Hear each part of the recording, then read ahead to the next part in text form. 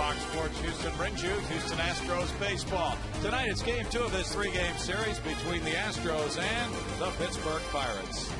Good evening, everybody. Bill Brown, Jim DeShays, Jeff Bagwell to talk about Wandy Rodriguez, a guy who's faced the Pirates an awful lot and really pitched a gem against them last year, JD. He's had success against this Pirate club over the years, but the difference being that there's a lot of new faces on this team, so he doesn't have much of a book.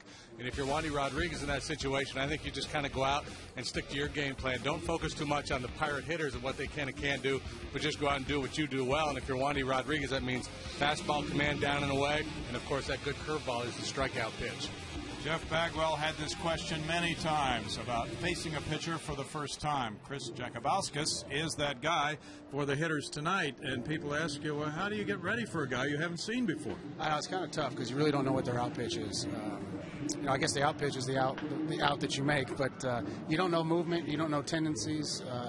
Major league hitters like to know what's coming or what the situation of them getting into a box and the sequence of pitches that are going to come to them in certain counts.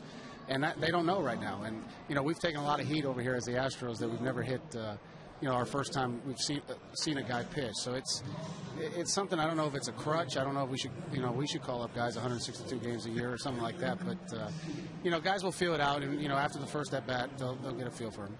That's the matchup tonight. We're ready for Astros baseball tonight against the Pittsburgh Pirates. The Astros making a move, and Wandy Rodriguez has not had run support. We'll see if he gets it tonight in just a moment.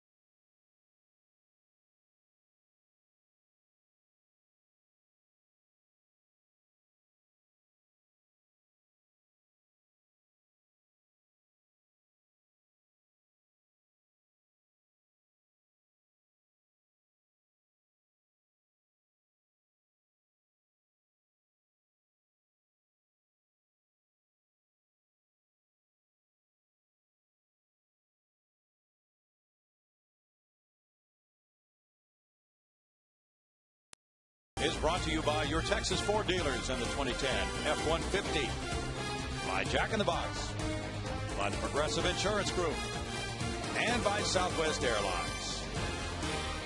Beautiful, sunny, warm evening here on a Saturday. Jose Cruz bobblehead day at Minute Maid Park. And the Astros starting to play much better. They won the last 2 series, plus they claimed the opener here last night. A tight ball game went their way, 4-3. Here's John Russell's starting lineup for the Pirates. Aki Iwamura leads it off. He's at second base with Bobby Crosby getting the nod at first base tonight. The center fielder, Andrew McCutchen, bats third. The cleanup man is lefty hitting right fielder Garrett Jones. Lastings Millage plays left field with Andy LaRoche at third base. Jason Jaramillo, the catcher. Chris Jakubowskis, the pitcher, bats eighth. Ronnie Cedeno, the shortstop, is in the 9 spot. Starting pitcher brought to you by Suzuki is Wandy Rodriguez. Yeah, how about some runs? There's been 1 run scored, while Wandy's been the pitcher of record so far this year. Lifetime in this ballpark, very good numbers. The Pirates have struggled against lefties here in the early going, hitting just .208. So, Wandy's success in this park, the fact that they've struggled some, and he's coming off a real good start. Things point in the right direction for Wandy, looking for win number 1. Iwamura gets it going at 203 with 2 homers. The second baseman from Tampa Bay takes strike 1. Iwamura last night was kept off base 0 for 4 by Roy Oswalt. And the relief corps, Brandon Lyon, Matt Lindstrom. Strike makes it 0-2 for Wandy. He was 0-2 with a 4.67 ERA after those numbers last time out against the Cubs. He trailed 2-0, but the Astros turned it around and won it 3-2 in 10 after he left. He gets him on a breaking ball, strikes out Iwamura. A great start for Wandy. He finishes Iwamura with that curveball, one of the best in the league, the Wandy Rodriguez hook. And defensively, because he's not going to strike everybody out, he's going to need some help. Corey Sullivan's going to get a start tonight. Carlos Lee takes a seat, Bourne and Pence. And then the infield of Feliz, Manzella, Keppinger, and Berkman. Humberto Quintero back behind the plate for Wandy. Bobby Crosby just took strike 1. Starting at first base tonight against the lefty. He puts this one on the ground outside third for an 0-2 count on Crosby. Former shortstop with the Oakland A's. Now a utility man who's played some third base this season. He's been unable to play the last few days with a stiff left shoulder. And he's hitting .231. 5 in a row, JD. What do you think? Yeah, why not? There it is. Yeah. Strikeout number 2 for Wandy, who shut out this club the last time he faced them last year. Shadows an issue, Baggy? Nope. Not in this ballpark. You don't really see shadows here. I remember I was nervous the first time I faced Randy Johnson. I figured I was going to see a bunch of shadows, but even as tall as he was, you didn't see any shadows. No. It's okay. That wall back there is dark enough. Andrew McCutchen looks out. Let me tell you, this is a great place to hit. Yeah. I mean, you can see the ball great. I mean, it is bigger than, as I said earlier in the pregame, it's bigger than everybody thinks it is as far as the gaps. But you see the ball great here. McCutchen, and that's a snag by Keppinger on a low liner headed for right field. Hard hit ball. That was the theme last night. The Pirates hitting some hard hit balls into outs. Wandy will take it. No score.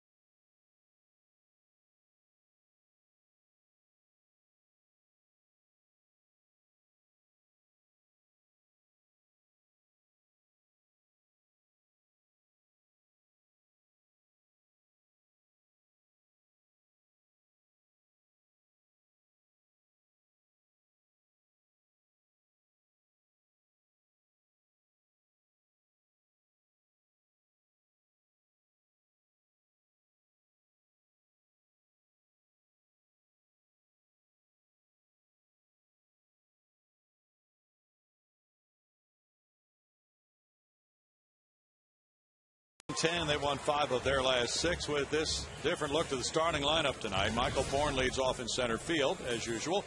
It's going to be Jeff Keppinger at second base. Pedro Feliz batting third tonight as the third baseman. The cleanup man is Lance Berkman. Carlos Lee's getting a rest tonight with Hunter Pence in right field. Then Corey Sullivan, the starter tonight in left field. Then it's Tommy Manzella at shortstop. Humberto Quintero, the catcher. Wandy Rodriguez, the Houston pitcher.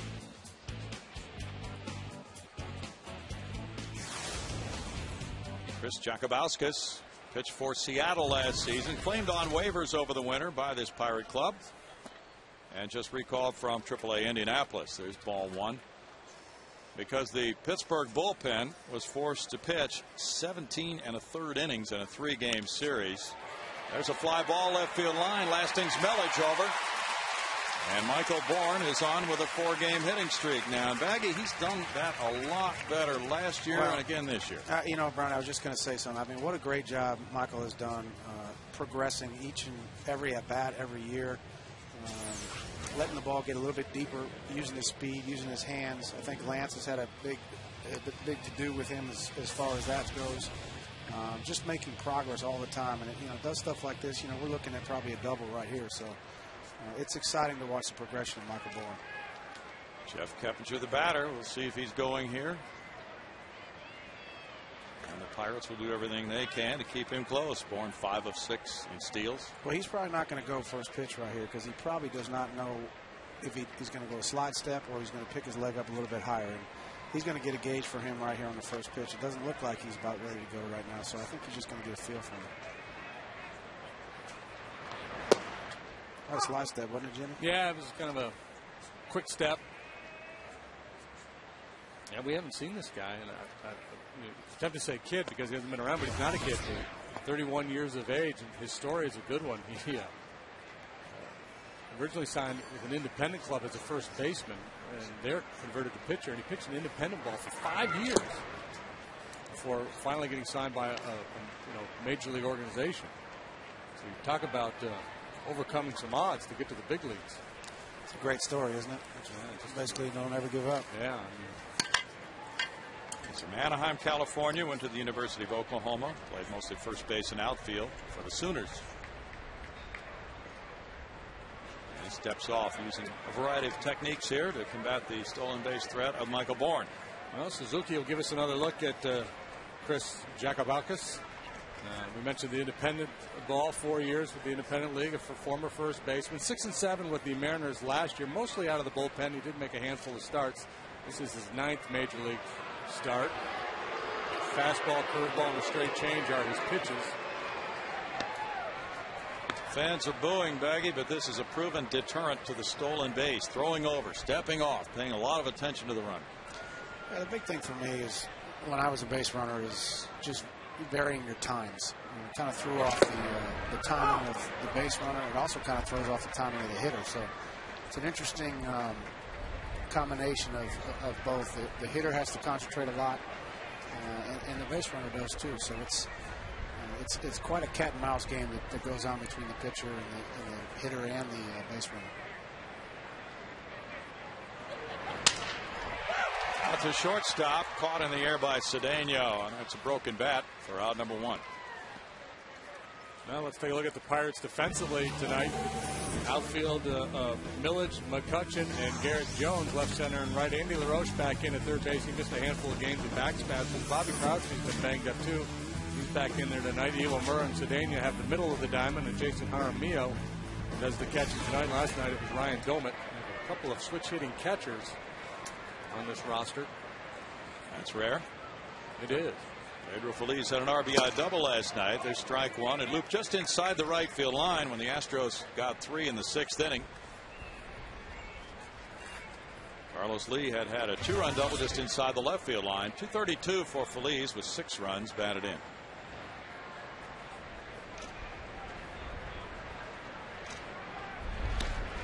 Bourne dives back. As a base runner, I really believe pitchers that vary their times to home plate is the most difficult thing to steal on. It really is. Even if you can get in a rhythm as a base runner, you count 1001, 1002 and go. But if a guy varies his time, it's very difficult to time that. He's going and it's foul. 0-2, and these two clubs present graphic examples, Jeff, with Bourne and McCutchen of how the game is evolving now into more of a speed game compared to 10 years ago. Well, you know what? I'm glad. I remember when I played that we had quite the team as far as we would run a lot. I don't care who it was. It could be the fourth hitter. It could be Bish or Steve Finley or whoever. We just put pressure on the defense nonstop every single night, every single inning. And we're starting to get back to that, so I'm excited about that. I really am. I remember last time I was here, we talked about that Philly offense. That's what they did. They just put pressure on the defense every single inning, and that's a fun way to play baseball, and it's certainly easier to produce runs like that.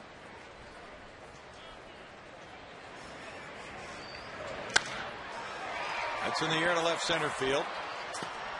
McCutchen back for the second out. Bourne tagged and drew a throw.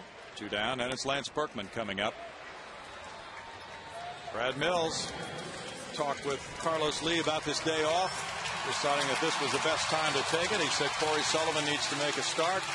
Carlos is like you, Greg Biggio, a lot of guys down through the years. He does not want a day off, Jeff. No, I know. And, as you get older, you kind of realize that you probably do need some days off. And I never wanted to take them. I know Craig never wanted to take days off, but I think it's better. I think as you get older, you realize a little bit more about baseball, and our extra guys need those at-bats, and that's why Carlos has a day off, not because he's supposedly struggling. We know Carlos can go out there, but you know what? Give him a day off, let him watch, and let Corey get 4 at-bats tonight. That's going to do more for Corey and hopefully for Carlos in the long run and throughout the entire year. You don't realize that as you're playing every single day, that those extra guys need at-bats. And that's going to help us when they have to come up and face the closer in the 9th inning. Ball 1 to Berkman, 267, 3 runs batted in. Lance is one of those guys with a picture book swing from the left-handed side. Is missing so much spring training time going to hurt him? You know what? I don't think so. I think he's such a good hitter. I think he's going to be fine.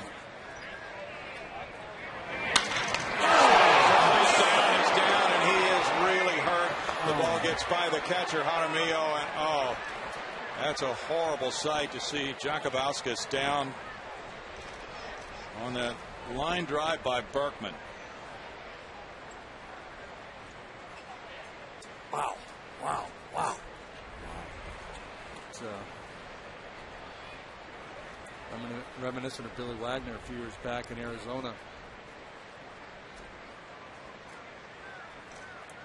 The ball ricocheted even past the catcher. It had that much force on it, just no reaction time on a line drive that was crushed like that, about head level.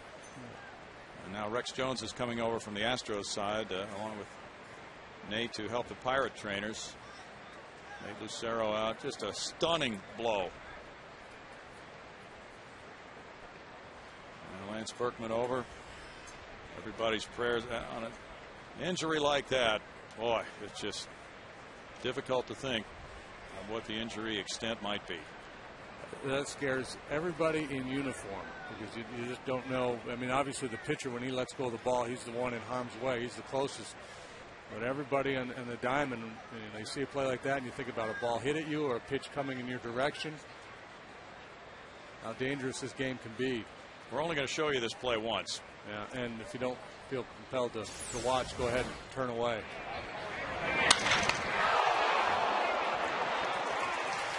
Ball bouncing all the way back to the catcher.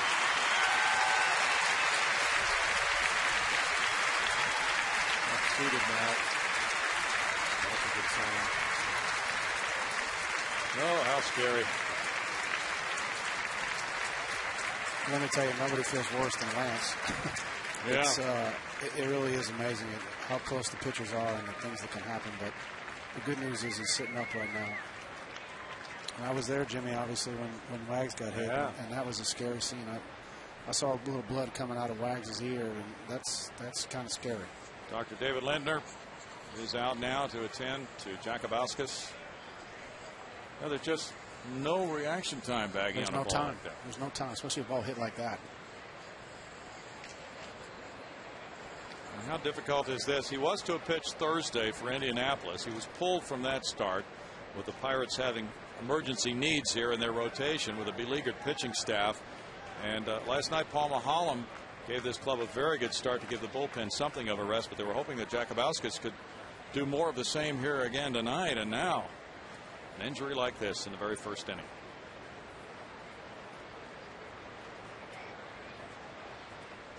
Yeah, and I've played with, as pitchers, just about everybody gets hit somewhere on their body with a comebacker, but when you pick it up on the head, and I played with a guy in the minor leagues that he'd been hit in college, and it affected him. Every time he threw the pitch, he threw his hands up in front of his face. I mean, that fear never went away. He'd throw the pitch and his hands would pop up.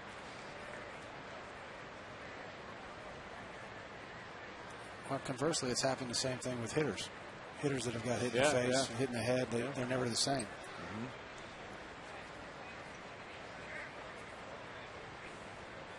Brad Henderson, the head trainer of the Pirates, attending to Jakubowskis. And he just joined his teammates here last night.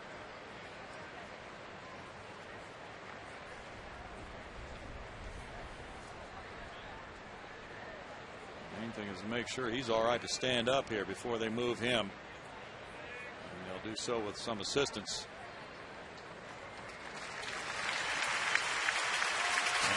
That's the play of the day right there. The fact that he's up on his feet and it seems to be doing okay.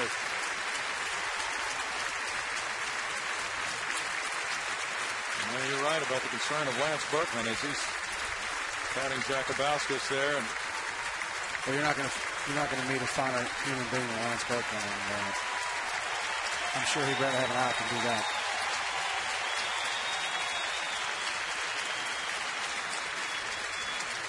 Well, you talked about his years in independent ball, 5 years, and then the conversion to pitcher. And last year he finally makes it to the big leagues, and now an opportunity here to step in and really help this club. And what a difficult time for him now.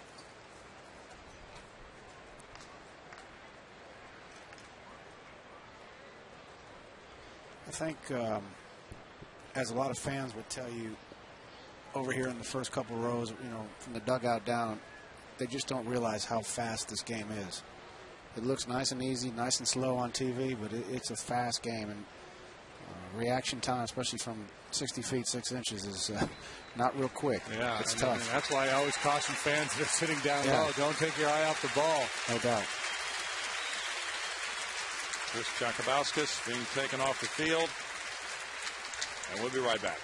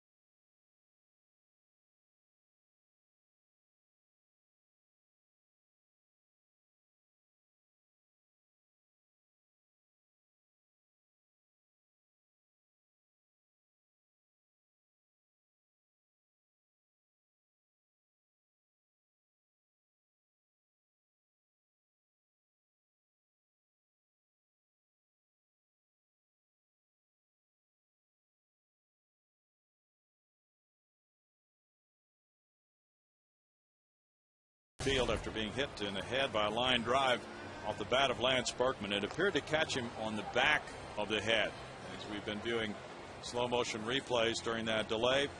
Now DJ Carrasco, a relief pitcher, comes in. 33-year-old reliever will be given all the warm-up time he needs. He has a 7.15 ERA for 7 games, and with 10 strikeouts and 2 walks in 11 1/3 innings. He's getting ready to come in. He'll inherit 2 base runners, and Hunter Pence will be the batter with 2 outs in the inning. Carrasco Well, last time out, well, he pitched an inning in that 20-0 shellacking they took from the Brewers a couple of days ago. He worked, as I mentioned, 1 inning, allowed 6 hits and 4 runs. A home run, a walk, a strikeout. He threw 36 pitches. He's given up runs in 4 of his 7 appearances so far this year, and that's why he's got that bloated ERA. And some people around this area, Baggy and JD, may wonder about Brad Lincoln, the #1 draft choice of the Pirates from the University of Houston. He is at AAA Indianapolis. He's pitching pretty well, but Pirates obviously feel that he needs a little more time. He was one of those who might have been called up for this start tonight, but perhaps he'll get his chance on down the line. They like him a lot. It'll just take a little more time for him to get ready, it appears. Yeah, I'm thinking with a guy like Lincoln, their thinking is probably they want him to come to the big leagues when he's ready to step into the rotation and be there for the long haul, whereas in the situation here tonight, they were looking for a spot start. Let's go to Bart Ennis right now. Bart? Yeah, Bill, we want to remind fans that the Astros wrap up the series against the Pirates at 1:05 tomorrow, and you can bring the whole family out for Family Sundays presented by Minute Maid and Kroger. Enjoy a kids' fun zone in the Union Station lobby with inflatables and great family activities. Go to Astros.com to purchase your tickets for tomorrow's Family Sunday activities. Brownie? Should be an interesting time tonight. Jose Cruz bobblehead night. People got here early. They're enjoying the evening. And then the Cincinnati Reds come in after the day off on Monday. They're in for 3. And Mike Leake, an interesting story for you guys to talk about. He made his professional debut in the major leagues. Very rare that a pitcher has not had any minor league time. He did a very good job last year at Arizona State. His numbers were comparable to the overall #1 draft choice, Steven Strasburg at San Diego State. But Strasburg is in the minors, throwing harder than Leake. Leake is one of those command guys, Jeff. And interesting that the Reds would feel that they can go ahead and put him right into the big leagues, and he's been successful so far. It is funny how this works with different organizations. There's a lot of people that I remember the Mets back in the day when they had Isringhauser and Wilson, and there was one other guy, Pulsifer. Yeah. They brought, Jerry brought him to the big leagues, and they all kind of failed. So after that, everybody's like, no, there's no way, we got to rush the guys. And organizations don't really want to rush their guys, and I think JD was right on about Lincoln. They're not going to bring the kid up for a spot start. They want to get him ready, so when he comes here, he's going to be in the rotation every single day. But apparently, in Cincinnati, they felt like Leake was ready. And, I think each organization has to look at their own guys, look at the makeup of guys, and make that decision. They could have brought that Cuban guy up, too, and they didn't. Yeah, they decided to put him back in the minor leagues. So I think every organization is different. Takes one in the dirt, and there's ball 1. 169 for Hunter, 1 homer, 2 runs batted in. It's a difficult situation for Carrasco. You come into a game, you weren't planning on being in the first inning, you're warming up, everybody's watching you, and you tend to want to rush it probably, don't you, a little bit, JD, in a situation like that? That's one of the pitching coaches say, look, take your time. Line fair. It'll go deep into the corner. That'll get Barnholm. Bertman is being waved in by Dave Clark as it goes way back into the corner, and the throw is late. 2-run double by Hunter Pence. One of his best swings of the year so far. A little flare off the bat of Michael Bourne, but Berkman obviously hit his ball hard, and Hunter gets out in front of one here and smokes it down the left field line. Yeah, two great things happen on that. Hunter had a great swing, and if you can watch Lance right here run, I don't see any hobbling or any problems there. Even when he stops, when he's stopping right there, you don't see him, putting on the brakes and starting to limp. So those are both good signs for us. He ran well. He sure did. Now Corey Sullivan's the batter, getting the start today in left field. Sullivan takes ball 1 down and in. He's hitting .067, no homers, 2 runs batted in, and he's 1 for 15.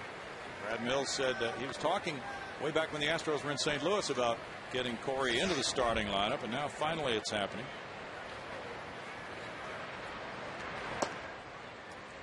It's 2-0. Corey, a veteran outfielder who can play all 3 outfield positions, and he should be a key guy, Jeff, being that usually the left-handed pinch hitter with a couple of switch hitters on the bench tonight.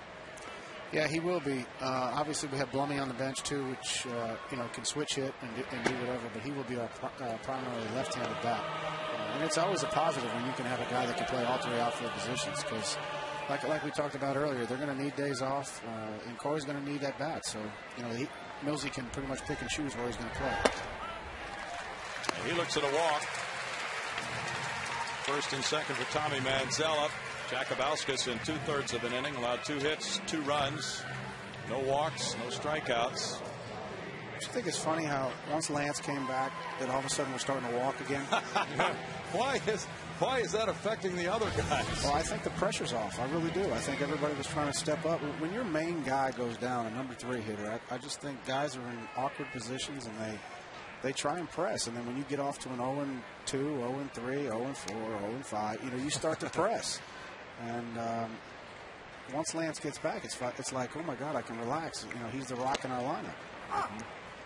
Strike to Manzella, hitting 200 with 2 runs batted in.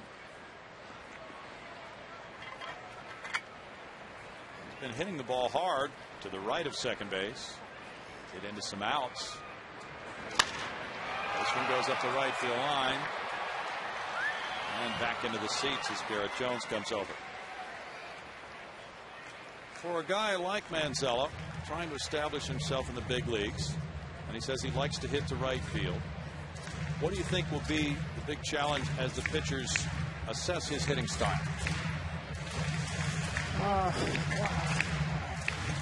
He just has to stay with his own game plan.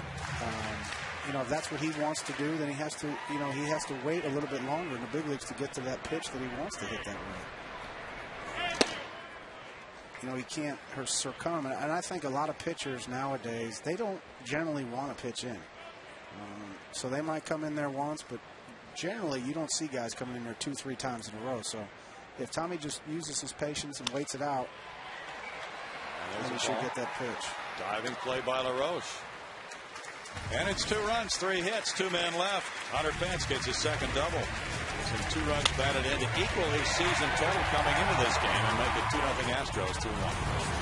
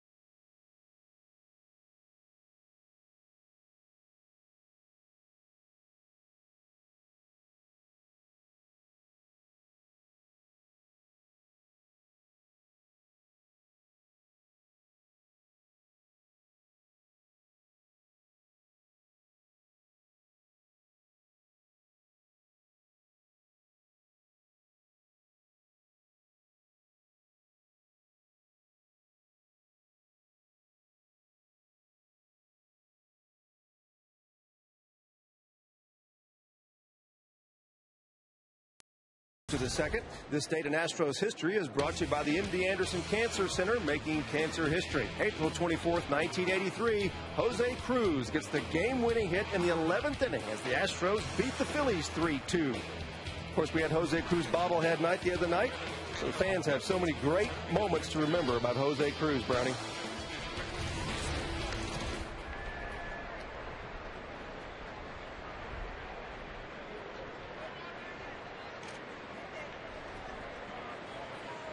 Wandy Rodriguez finally got some run support. There is strike 1. Garrett Jones leads it off.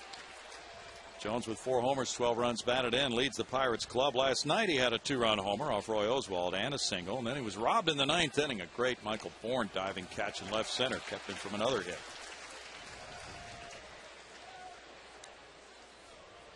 So for Wandy, a chance to notch win number 1 of the season.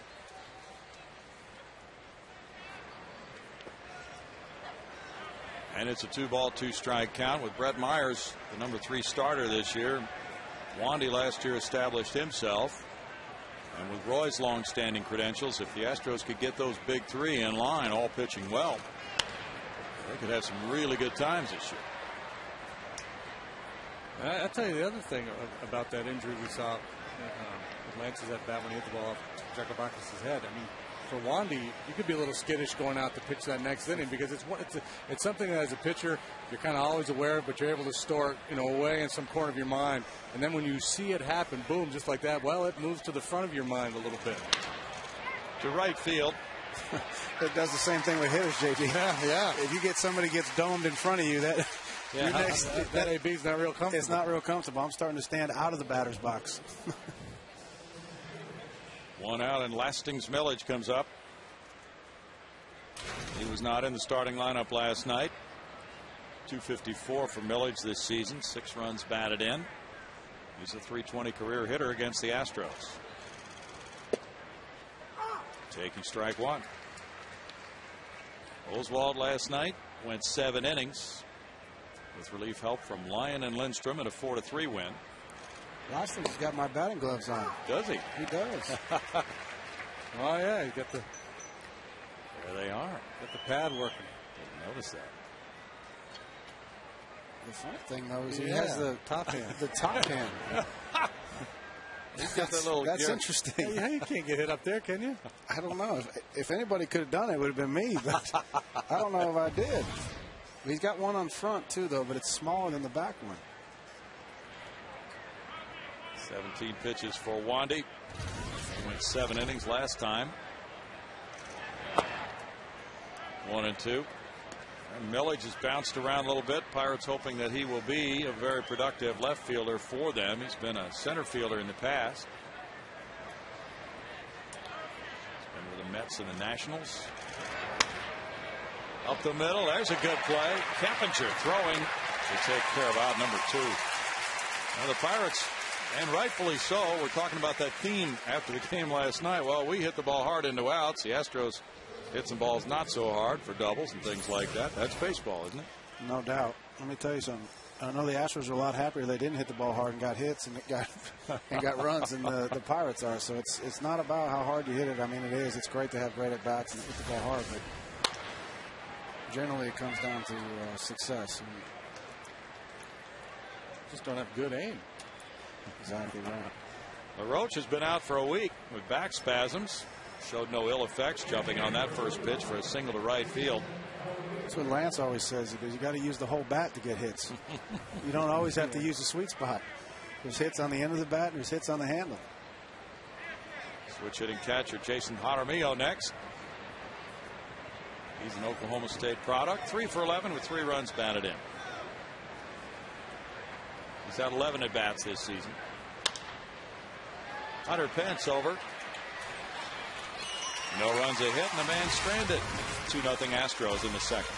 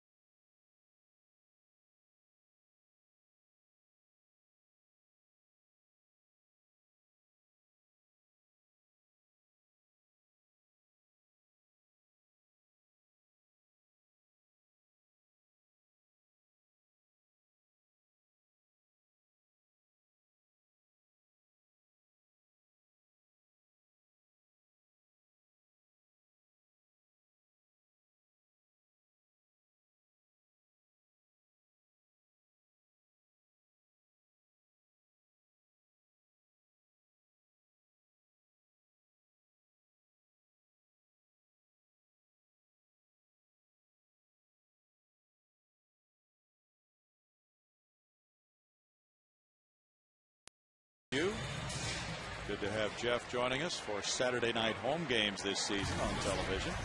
Good to be here. This is fun. Alberto Quintero, 240 with a homer. He hit a Bagwell-type bomb the other night. Did you happen to see that? Or were Yes, you I did. No, I saw that. Have you been traveling to the minor league clubs? I did. I just went and saw Corpus for 3 games. They went 1-2, and it was all my fault that we lost those games. Wes Clements said, you can go anytime you want. I'll tell you, though, doing this TV stuff, Brownie and Jimmy, obviously, it's amazing how easy it looks from here. Like watching on TV, you fans watching at home, how easy. How did he miss that pitch? Let me tell you, it's not.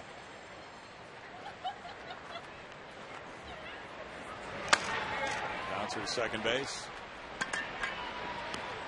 And there are many sports fans who would say hitting a baseball is the toughest thing in sports that you could do. Got my vote.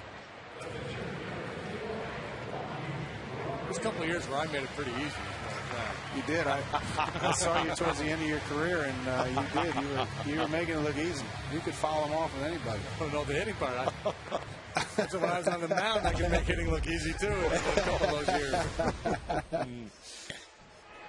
Wandy Rodriguez is hitting well. He's 2 for 6. The Astros pitchers are hitting .333 as a bunch. Well, we have to go way back in history to find a Houston pitching staff that hit that well 3 weeks into a season. No balls, 2 strikes. Mike Hampton. I was going to say, yeah. Wherever Hampton was around, we had a chance. Michael Bourne on deck. Ooh. Roy Oswald's father truly believes that Roy could hit 300 in the big leagues. That's parental pride. If you've all seen Roy's hack, there's no chance.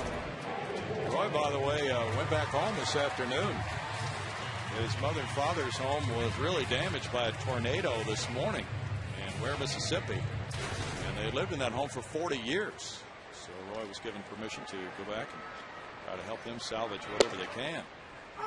Strike to Michael Bourne. Fortunately, no one injured. Yeah, that's the house Roy grew up in. They've been there for 40 years, I believe. Yes. No balls, 2 strikes. Bourne. Scary. Yeah, that's a crazy thing. And hopefully everybody will be okay moving forward. Get some of those prized possessions that they want to hang on to. 1 ball and 2 strikes. I didn't know how many tornadoes came through Mississippi growing up in the Midwest. That was Tornado Alley, so we were used to it this time of year. A little bouncer goes foul, third base side. Still a 1 ball, 2 strike count. But with the off day Monday, Roy really doesn't need to be back here until Tuesday, so he's taking advantage of that opportunity to go home. Well, an 0-8 start this year, Jeff Bagwell, for this club. Now 6-10. A world of difference in this team the last week or so. And for Brad Mills, he just seems like the same guy. No, he is. Millsy's not going to change, I promise you. You know what? And the team wasn't going to go 0-162, I promise you that. And, you know, the attitude in the clubhouse obviously is so much better. When you struggle, we'll go to the next thing and talk about it. All right. After 2, it's 2-0 Astros.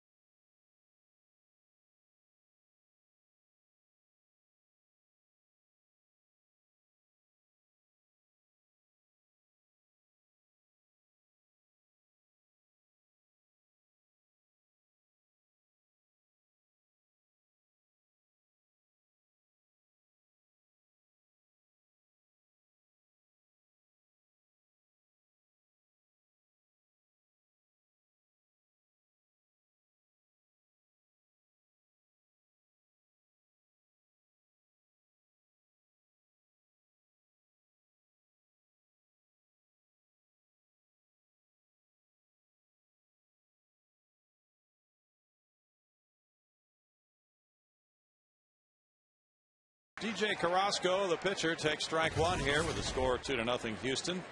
Number 3 underway for Wandy Rodriguez. And now it's quickly no balls, 2 strikes. John Russell's been hitting the pitcher 8th in his lineup this year.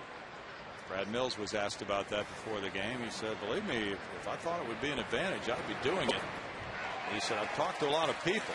Here's strikeout number 3, and he said, get mixed reactions on it, but nothing too decided one way or the other. So he said, I would consider it if I thought it would work. Price Matters Days presented by HEB are the deal of the season. Every Sunday home game, a ViewDeck 2 ticket, a hot dog, chips, and a soda can be yours for just $10. Astros.com would be the place to go for tickets. Yeah, I think it's specific to every team. You know, the way their lineup sets up, the personnel that they have, and when Tony La Russa did it, people kind of got all up in arms. What is he doing? He thinks he's smarter than everybody else. But I mean, if you feel like doing it, do it. See how your club plays. See if it produces more runs. If it makes sense, keep doing it. To Hopper, and that one goes on through off Feliz into left field. Cedeno reaches on the Feliz error. That's what you call getting eaten up right there, guys. The ball, and I'm telling you, Pedro knew that. As soon as that ball bounced the first time, he knew I was in trouble. You get caught in a position where you go, oh, God, I don't know what's going to happen right here. And you just hope it kind of finds your glove. And, you know, it's just sometimes there's just nothing you can do with it. You get kind of caught flat-footed and just not really sure where to go from there.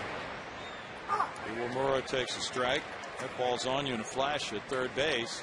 It is. It's the same at first, and you just kind of. The good part about first base is all you have to do is knock it down, and the pitcher's your friend. Third base is not quite that easy.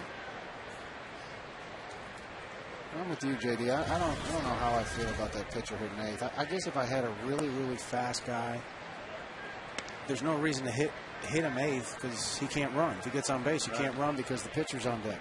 So at least if the pitcher was out of the way and the fast guy got on, he could still run with the fast guy as your leadoff hitter. Yeah, I think there's two ways they think about it, because you have a second leadoff hitter in the 9 hole. Or in the instance here, what John Russell's trying to accomplish, he's got McCutchen hitting second, not tonight, but normally. And tonight he's hitting third.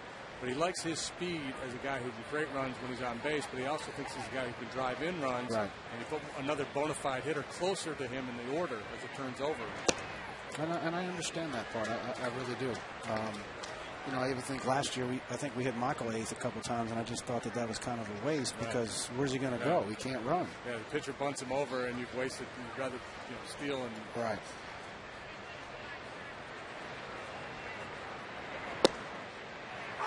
Strike, and it's 2-2. Well, La Russa did it for a long time. It wasn't just an experiment. He stayed with it.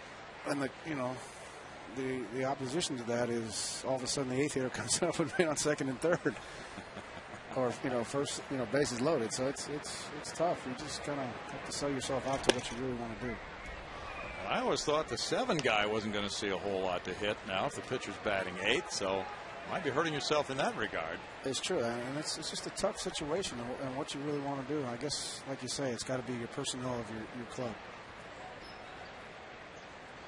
3-2 to Iwamura with a runner going. And there's a throw to second as ball 4. 0-2 on now. And Crosby comes up. And truthfully, you really have to have a lot of confidence in yourself as a manager, because if that situation comes up and the pitcher's up with the bases loaded and strikes out in the 8th spot, you're the one who's going to take the heat for it. So you have to have a lot of confidence in yourself and in your job, really. Crosby struck out his first time up. There's strike 1. Crosby, formerly with the Oakland A's. They had an episode the other night with A-Rod and the Oakland pitcher, Dallas Braden. You ever run across the mound to get back to first? I have not. And in fact, before we got here, I was going to pose that when we had a chance to see some. In the left field, but the runner was breaking back to second. Cedeno will get to third. The bases are loaded now on the single by Crosby. So what baseball etiquette have you heard about on not running across the mound? I would never run across the mound. Okay.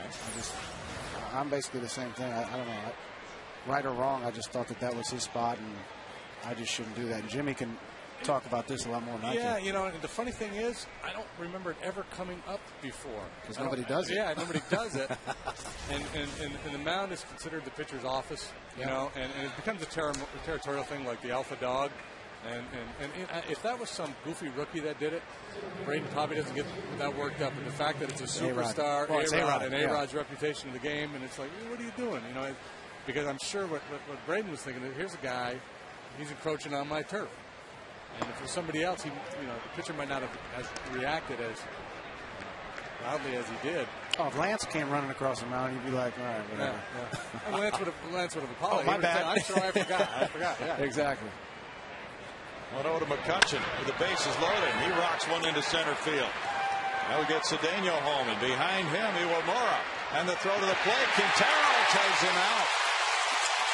Michael Bourne gets his third outfield assist.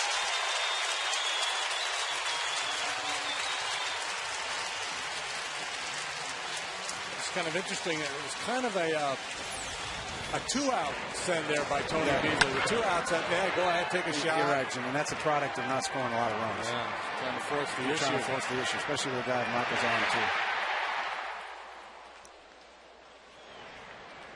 Man, boy, well played. Had enough carry to clear the mound. And a lot of times you see that ball from center field hit the mound, it takes all the steam out of it. Well, that's the key as a first baseman. You have to judge whether or not that ball, as soon as the ball hits the mound on the backside, it's just going to pop straight up in the air. So as a first baseman, you have to know that, know the carry of Michael's arm, and that it's going to clear the mound so he can get to Q. The RBI single gave McCutcheon his second run, batted in. 2-0. Pirates were glowing in their reports of Michael Bourne's fielding last night and what it did to their offense, but now they run afoul of Bourne's arm.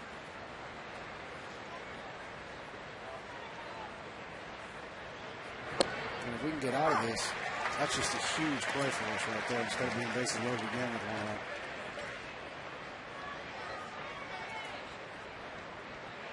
He has been an impact player, just defensively, also offensively.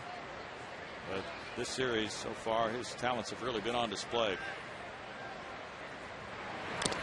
I mean, you got to applaud our organization. When they went out and they traded for Michael for Brad. Sorry, Brad. We traded for Brad. That was a big trade. Yes. We traded away a guy with so much success that we had for a kid that was basically unproven. Brad goes out and goes perfect that year and wins the World Series. And I'm sure that's a little bit of pressure on Michael to try and live up to that trade. And he's just done a tremendous job for us. Yeah, the first year here was pretty rocky for him. Lidge was perfectly safe. Yeah. Jones is caught looking, and Wandy does get out of the inning with 1 unearned run scoring, 2 hits, a couple of men left. It's 2-1 Astros in the third.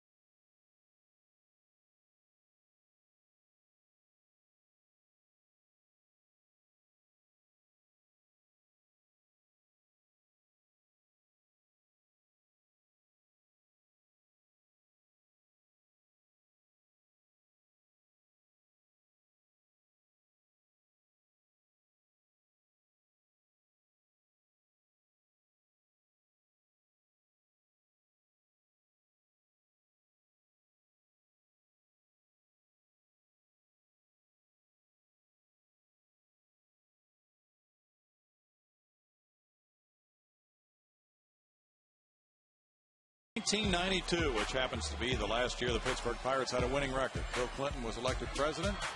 $1.05 for a gallon of gas. And those other events you see right there. Barry Bonds, the MVP, and Dennis Eckersley. 1992. You were just getting started. My second year in the big leagues. Yeah. Oh, it seems like such a long time. It was such a long time ago. Bottom of a third now, and it's Jeff Keppinger leading it off. He popped short earlier. Bunt takes strike one. Obviously, it was not a real good year in music. You like this guy as a ball player? I do. You know what? He grows on you. He continues to give good at bats every single time out. Let's nickname him Fungus. Yeah. It grows on you. It does. It grows on you.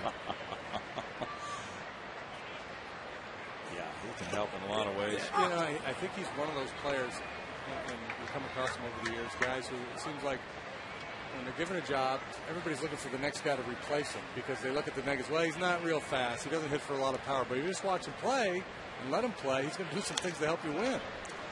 Yeah, I mean, kind of Mark Loretta type guy. You know, that doesn't just overwhelm you, but you know what? If you're in that dugout over there, you just sit there and go, I want him out there. Yeah. And I want him up there in big situations. He doesn't look like he ever panics in that bat. He's not up there just swinging at anything.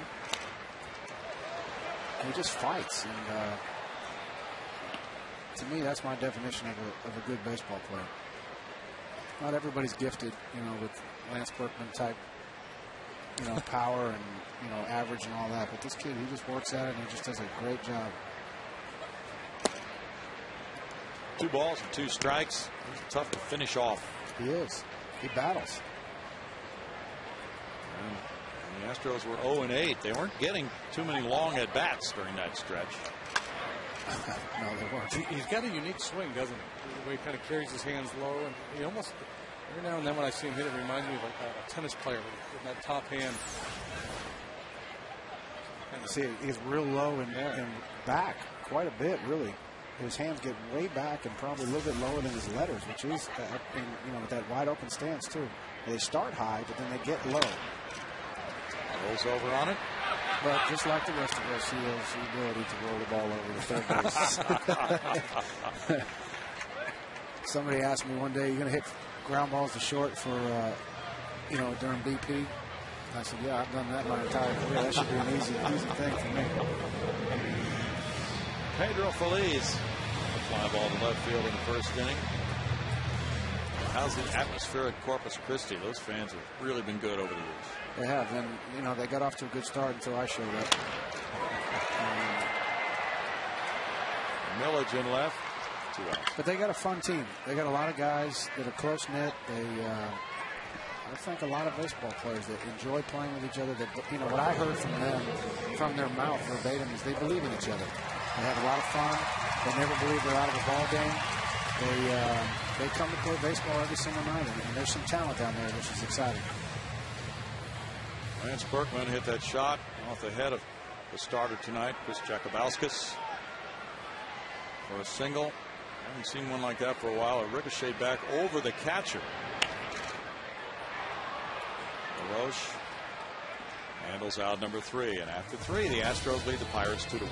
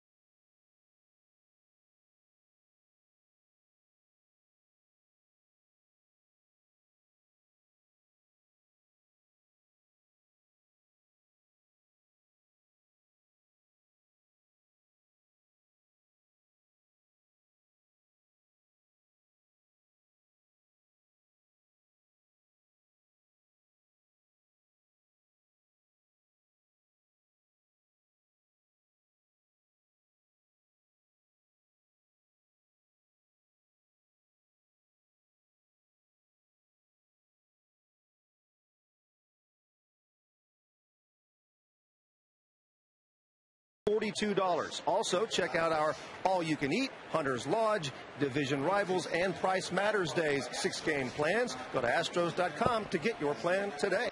Brownie, back to you. Thanks, Bart. We're hearing an announcement right now. Pass it along to you when we get it. Possibly on Jakabauskas. Lasting Smillage with a bouncer. Wandy cuts it off. One pitch, one out in the fourth.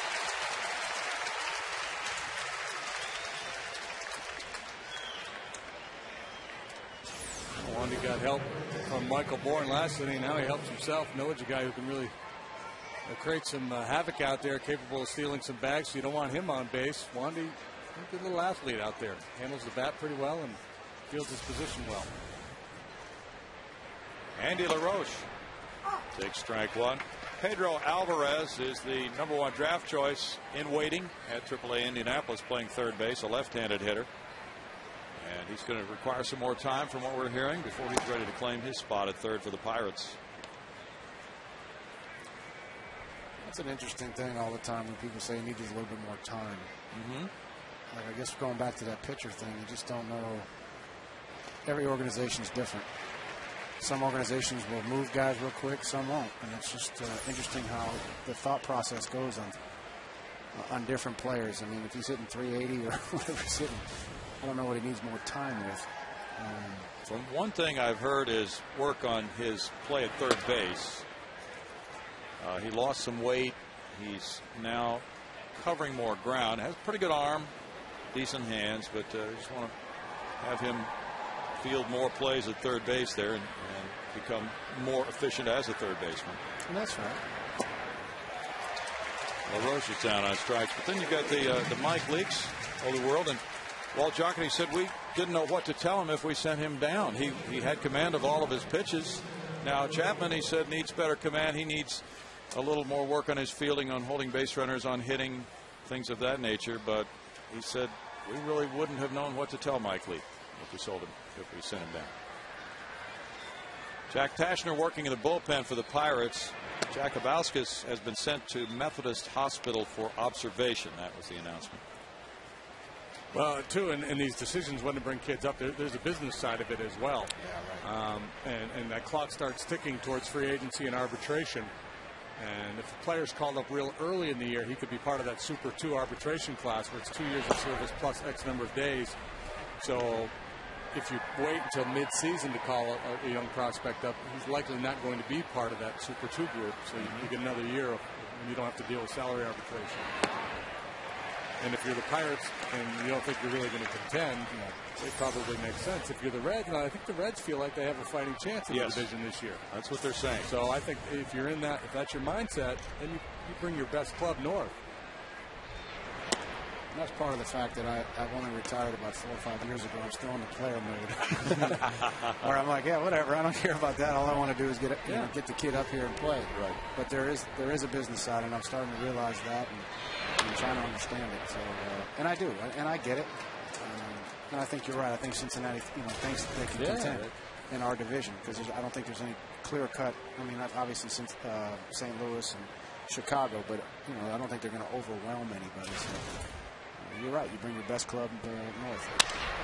Bouncer pass Wandy, rolls out the shortstop. Manzella takes care of Jaramillo. It's a 1-2-3-4. Houston leading 2-1.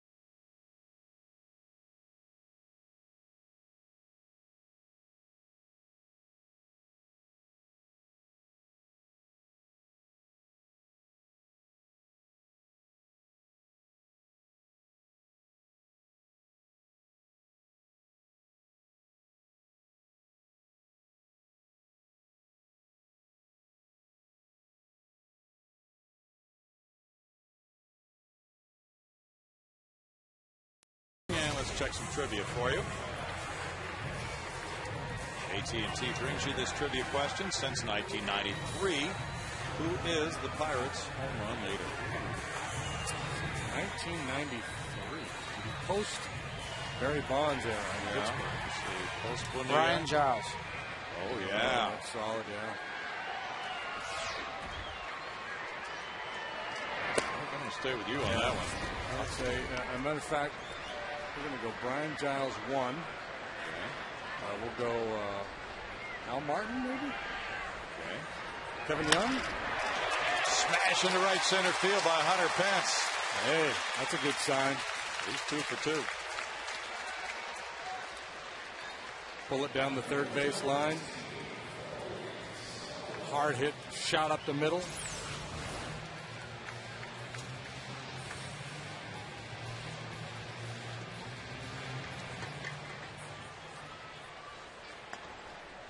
First 2-hit game for Hunter since Tuesday against Florida. Corey Sullivan in his second start of the year watches as the throw goes over on Hunter. Corey drew a 4-pitch walk in the first inning.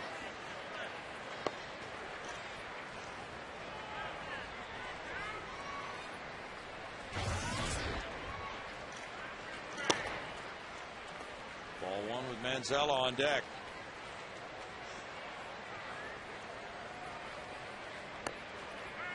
Two runs on 4 hits for Houston. 1 run on 3 hits for the Pirates.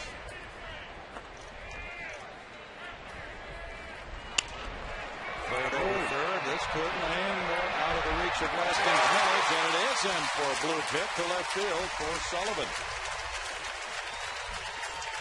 Well, the Pirates were grousing about soft hits last night. Yeah. Wouldn't be too pleased with this one either. But you put it in play, sometimes you get rewarded. It's a beautiful thing. And Millage keeping close and ground in a hurry. Snaps an 0 for 13 for Corey. Sets it up for Tommy Manzella to bat with 2 on, nobody out. He grounded to third in the first inning.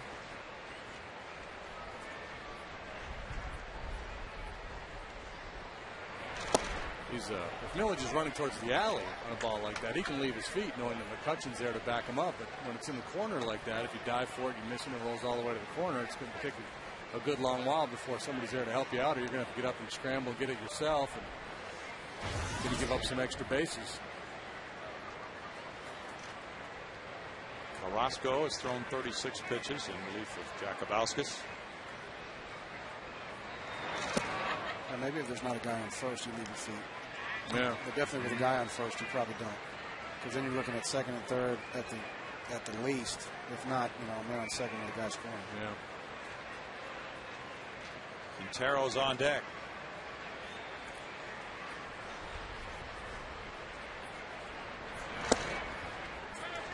It's 2-1 to Tommy Manzella. Been hit by pitches twice this year. He said he's gone through a full minor league season without being hit once by a pitch. It's kind of surprising too, because Tommy kind of dives out there a little bit. Up and in, a breaking pitch slipped out of the hands of Carrasco. We're talking into it there. And it's funny to watch Tommy's reaction. You see he turns away, and then it's almost like he had a second thought. He was trying to throw that elbow back out there. Well, I told you I'd get him in the broadcast tonight since he popped his head in, but I knew a little second baseman would like to stick his arm in there. See him back there. There's a shot to right field by Manzella. Hunter Pence comes around third, then he's stopped by Dave Clark, and the bases are loaded with nobody out on a Manzella single. Clark, he wanted him to round the bag and then see what was developing, and Jones was getting a good throw in toward home plate.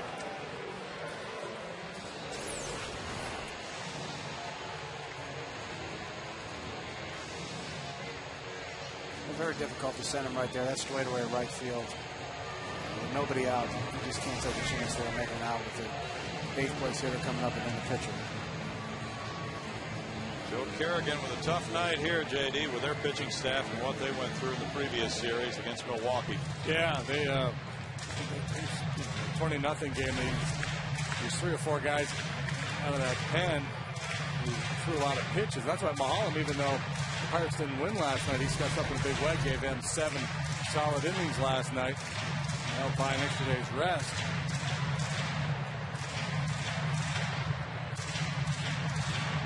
Quintero is up with the bases loaded, nobody out. He grounded out to second earlier. Rodriguez on deck. Ball one. The lefty Javier Lopez warming up in the bullpen for Pittsburgh. So Baggy, if you're the hitting coach before Q takes his at bat and you've got a chance to have a 30-second counsel with him, what are you telling him? What should his approach be here? Well, he's got to elevate the ball first. He's got to get the ball up in the air. The last thing he wants to do is sit into a double play right here. We got to get the ball somewhere in the outfield. Get the ball up, stay through the middle of the diamond, towards left center and right center. That's a tough pitch right there. But yeah, we don't want to hit ground balls right here. We need to get something in the air, something in the gaps. But be aggressive too, though, because there's nowhere he can put it. So does that necessarily mean you're looking for a ball up, or you're just looking for a ball you're capable of? If you're a low ball hitter, you can lift the ball, or do you looking for something away? Yeah, you just don't. You want to stay away from the ball in so much, so you don't get a ground ball to third. Obviously up and away is a tough pitch to handle anyway, but you need to drive the ball. You got to be aggressive here and get the ball up in your zone that you feel great and want to get in right there. Ground ball goes through. Scoring pass. Sullivan's coming home. Throw to the plate and the tag, and he's out. Perfect one-hop throw from McCutchen. Run number 3 comes home on the RBI single by Quintero. He went up the middle. He did. He didn't get the ball in the air, but obviously he got a pitch that he thought he could handle. He hit it on the barrel and hit it hard. Michael Bourne throws a man out at home, and now McCutchen responds. Another very good young player.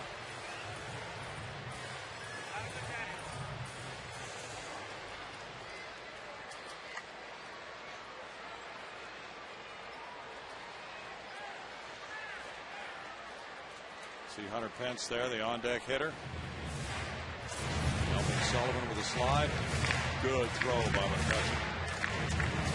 If you're the on-deck guy in that situation, what is your responsibility to the base runner? You need to be right about just outside of that batter's box on the first base side, telling him which side of the plate he needs to slide on. Whether he needs to stand up, whether he needs to slide, and what side of the plate to slide on.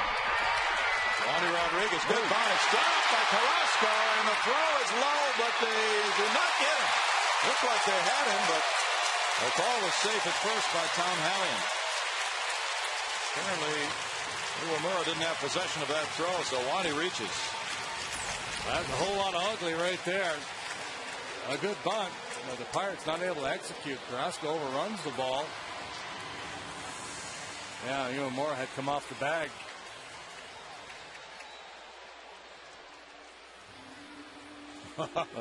That's one where I'm not sure who was saying what, if anything was being said out there, but if the third baseman's going to abandon third to come in and make a play, he's the guy you want handling that ball.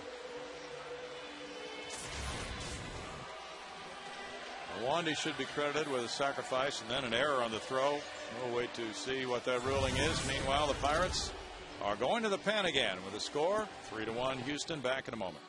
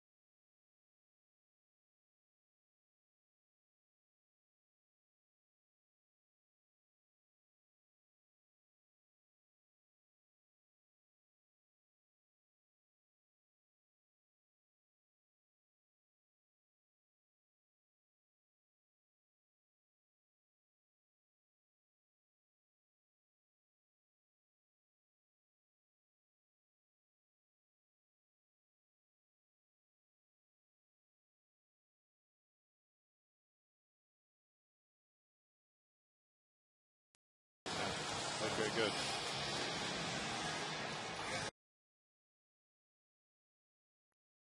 To call on Jeff Bagwell for this one since '93, who's the Pirates' home run leader. And Brian Giles is his correct answer with 165. He's going to be our lifeline from now on these trivia questions. Yeah. We'll be calling Baggy. We're on the West Coast. We'll be dialing him up. 1 in the morning, Houston time. Verizon call to the pen. Brings in Javier Lopez. Pitcher number 3 of the night will inherit base runners at all 3 bases with 1 out in the inning. Javier Lopez, a veteran. We saw him with Colorado Rockies a few years back, also the Diamondbacks. He's been a Red Sox. He's off to a pretty good start this year. He's only been scored upon in 1 of his 7 outings. Michael Bourne would like to make this number 2, although the runners are inherited by Lopez. And there's a double play ball. Iwamura to second, and the relay from Cedeno makes it a rare double play ball hit by Michael Bourne. The Astros come away with only 1 run on 4 hits with an error, and they lead it 3-1.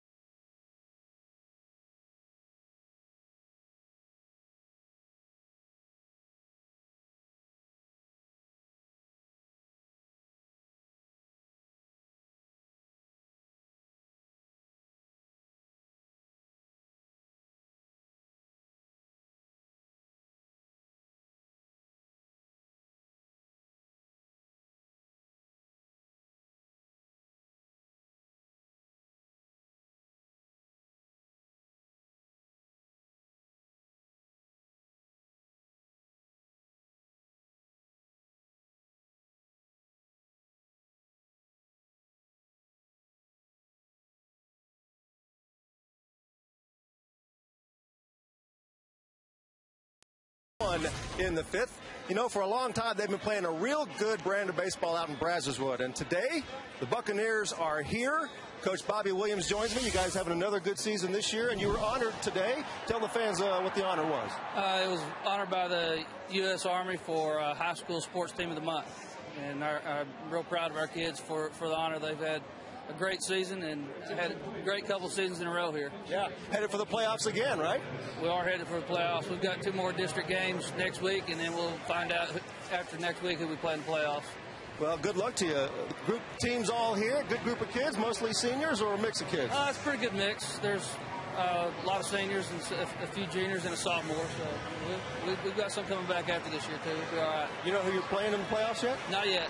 It'll be probably the 3rd or 4th place team out of the Fort Bend district. All right, well, good luck and congratulations on the honor today. Thank you. I appreciate it.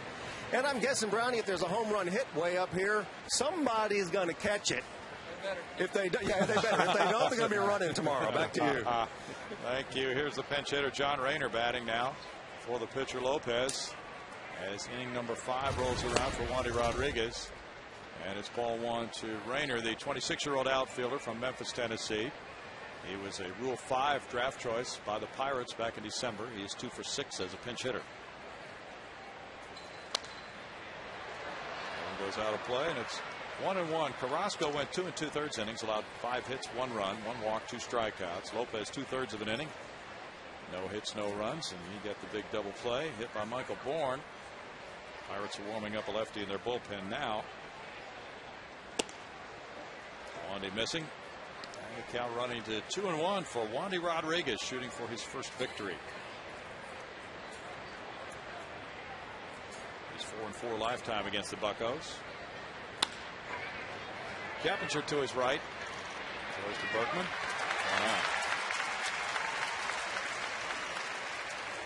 That'll be Cedeno coming up. He reached on the error by Feliz in the third and came around to score. Beautiful night here. Yeah, big group up on the roof across the way on Union Station. You ever been up there, Jimmy? You know, Brownie and I went up there when the ballpark was being built. That's the only time we've been up there. Yeah, before there was some scaffolding, and I haven't been up there since it's been finished off. Tom Browning might be up there. Tommy might be up there watching the game. Yeah. In Uni. Now, what do you think would happen if any of the Astros pitchers showed up in Uni? It's a long way to go, isn't it? It is. It is a long way to go. Well, let me tell you something. Where Browning was, too, was not that short either. I mean, you have to go outside across the road and do all that. That's true. I think the breed of ball player is a little different now. I don't think that's going to happen. And Browning, when he was with the Reds in Wrigley, went out on one of the roofs across from Wrigley Field. Cameras picked him up. He's out there watching the game. Beautiful. David Johnson, I think, was the manager at the time. It cost him $500 or so. 1 ball and 2 strikes. If you're a right-handed hitter, what's your concern with facing Wandy Rodriguez? Well, you know, I faced Wandy in spring training once, and his ball is sneaky. It gets on you, and it stays at a low plane the entire way. He's got enough velocity where he can get it by you, but his curveball, I guess, is the big thing that really that's his out pitch. He's basically a 2-pitch pitcher. He throws a changeup every once in a while, but it's basically fastball and curveball. So it's as a hitter, you have to really recognize the curveball out of his hand. As they showed you on TV right there, how scientific it is to catch a pop fly at first base. All you got to do is close your eyes. Works for him. Yeah, that's going, Lance. Iwamura struck out and he walked. Well, it brings up a point. There are a lot of tall pitchers in the major leagues right now. The Astros have kind of a short pitching staff. Not to say that they can't be effective, but there's so much talk about this downward tilt that everybody's trying to achieve. But as you mentioned, the ball comes in on a lower plane from Wandy. So maybe the fact that he kind of goes against the grain could work a little bit in his favor. Yeah, you know, I hear that a lot, the downward tilt thing, and I'm still kind of confused on what that actually means. And Jimmy obviously can elaborate a lot more on this, and I understand the tilt, but it still has to come over the plate at the same zone. So I'm not sure. We'll get his answer as we go to the bottom of the 5th inning. Wandy's just had a 1-2-3 top half and leads 3-1.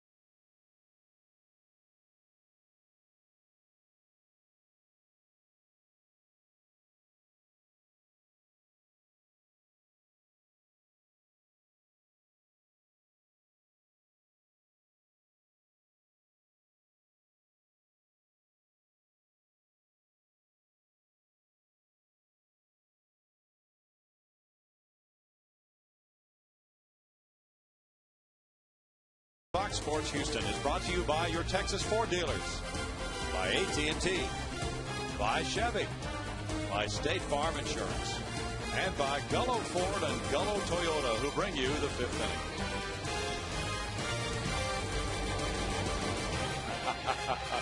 Stitches on the moon. Hey, that's kind of neat. Good effect.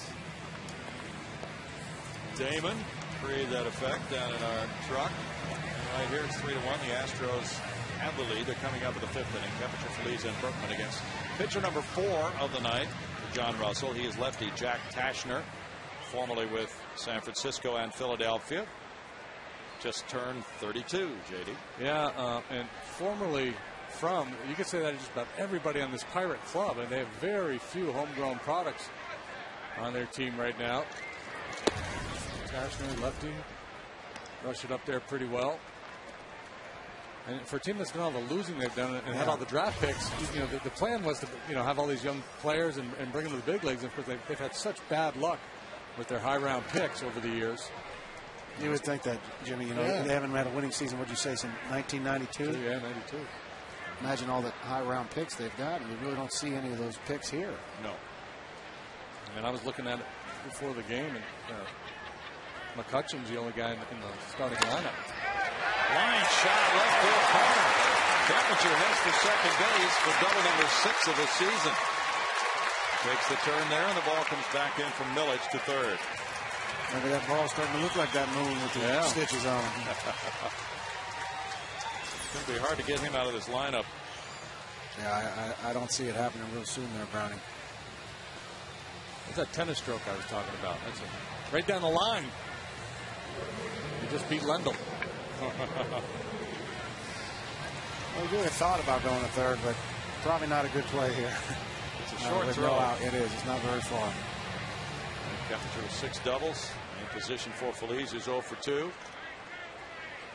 That's an interesting situation right here with a guy, Pedro, who pretty much pulls the ball to try and move him over or just try and get him in. And I'm sure Millsy's already told him.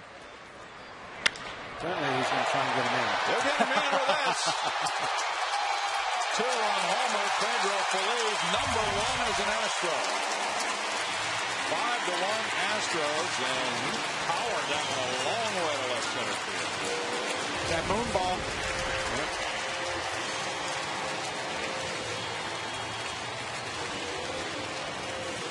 There have been a couple of soft hits in this game, but not many. The Astros really been centering it pretty well here tonight. One of the best nights they've had offensively. That ball up out of the zone, but he jumped all over it. Yeah, he wasn't trying to guide one to the right side. No, he wasn't trying to push it over there. But he knows that going up, what he's trying to do. Millsy or Clarkie or somebody have told him, you know, don't try and move him over, just try and get him in. Especially when you have a lead. We had a 3-1 lead at the time. Berkman with a bouncer to third. LaRoche. You know, it doesn't matter of time. I mean, I know we struggled. I know we look bad on TV, and everybody was, you know, talking about the Astros and we're no good and all that. We had a lot of talk this offseason about, you know, that we weren't going to be a good club, and we came out and we started out bad. But that's going to turn. And our guys, you know, to their credit, they stuck with themselves, and they've hung in there. They've worked hard, and now you're starting to see what, you know, everybody else in that clubhouse thought that we were going to do. Hunter Pence is 2 for 2. 2 runs batted in, a run scored. A little bouncer back to Tashner to bring up the clubhouse angle, and that is something that you are certainly qualified to talk about. Don't you kind of shut everything out sometimes when things are going badly, and that's when you find out whether you have a closely knit team or not. No, there is, you know, and it's very easy to get in the clubhouse and drag your lip and create a bunch of dirt and lint and all that as you walk into your locker every single night after you keep losing. But it's another thing to say, you know what, we're going to be okay. We go out, I'm going to work hard. I'm going to work on my hack. I'm going to work on my location or what be it. And, you know, they've come together as a group. We got a bunch of, you know, we got some young guys with some veteran guys that believe in themselves, and more importantly, they have track records. You know, you think Carlos Feliz is going to hit 100 all year? You think Lance, you know, wasn't going to play? You think Hunter was going to hit 100? And it's not going to happen. Guys are going to go out and they're going to do their job. It's just, you know, if this happened in the middle of the year, yeah, you'd say something about it, but you know, it wouldn't have been the end of the world like it was when the season started. There's been the sense that this team has had a lot of togetherness even during that 0-8 stretch to open. Well, who else do you have, Brownie? All you have is each other. You got it. You spend every single day, you go on road trips, you spend more time with, you know, your teammates and your coaches than you do with your family. So that's all you have. You have each other. And, what I sense, and I take this back to the 2005 team, probably, not probably the most talented team I've ever seen, except for, maybe our bullpen, and our starters and our bullpen. But I've never, ever been on a team where guys rooted for each other more than they did, and I think that's what we got this game. Pedro Feliz hits home run number 1 as an Astro. It's 5-1 Astros after 5.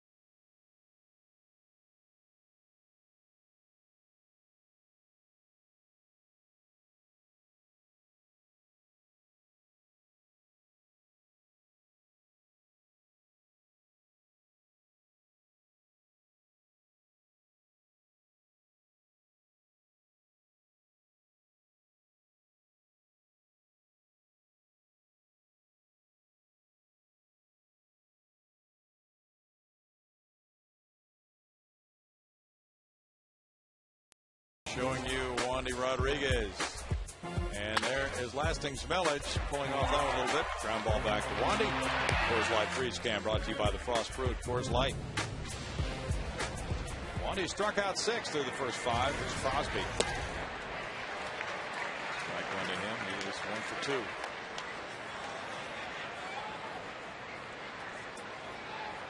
Pirates have lost 4 in a row. They're 7-9. The Astros are 6-10.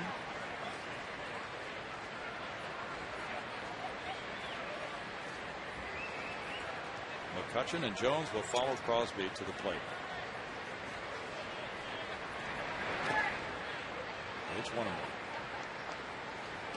We have had some fantastic weather, JD, again on this homestand. Yeah, it was just one beautiful night at the ballpark after another. Good night to pitch. A little warm earlier today, but with the sun going down, it's just perfect out there right now. Flags, there's nothing. You usually see the wind blowing out. Flags are just hanging limply out there. Bouncer left side. Feliz. 1 out. I was up at 6:30 in the morning with my dog, my girl's dog this morning. It looked like Armageddon out there. It was unbelievable. And then I woke up, went back to sleep for an hour, and then all of a sudden it was the most beautiful day we've had. Oh, so we may have got something overnight. They were predicting rain. Didn't see any of that. 70 pitches for Wandy. I'll send my dogs over. You can wake up at 6:30 in the morning with them. Well, that's okay. Yeah, exactly. There's ball 1. McCutchen. Good-looking player. You see a couple talents like these 2 center fielders in this series. That's really a lot on display for the fans of these clubs and what they're able to do defensively and as spark plugs to their teams offensively. Well, they need to. When I came in the league in 1991, they had a heck of a team over there. We had Bobby Bonilla and Barry Bonds and Jay Bell and Jeff King and Doug Drabeck and just nonstop guys. And ever since then, after we talked about 1992, they've kind of struggled. They've had some good clubs, not great ones. They had some pretty good players. We talked about Brian Giles and Jason Kendall and Jason Bay and Al Martins and guys like that. But they need to right the ship and get back to Pittsburgh Pirate baseball, because obviously with their tradition and being around as long as they have, I think the fans in Pittsburgh deserve that. 2 balls, 2 strikes. John Russell in the last year of his contract. I don't know what the plan is in Pittsburgh. It's kind of hard to judge the manager, given what he's had to work with. And to, go on top of that, JD, one time Jim Leland came to me and said, they think I'm a great manager. Do you have any idea why I'm a great manager? I said, what's that? And if you know Jim Leland, he's kind of crazy. He said, Jay Bell, Andy Van Slyke, Barry Bonds, and on and on and on. He goes, that's why I'm a great manager. I have great players. That being said, a manager does make a big difference, but it helps to have great players. Garrett Jones. And I guess my argument would be the manager should be judged independent sometimes of whether his team wins and loses. Is he the right guy for the job? Does he make the best of what he's got? I agree with 100%. Well, Leland, as you well remember, used to throw a frontline pitcher at us on Sunday afternoon with a lot of backup players out there getting occasional starts and win the game. Yeah, well, we used to do that with me. I used to get an off day every Sunday against them because Drabek always pitched against me. So Ken Oberfield always had his Sunday game. So I was like a veteran when I was a rookie. I'd always get the day game off. It was nice. 1-2 for Wandy. I can't imagine. Obi probably didn't grouse at all about that.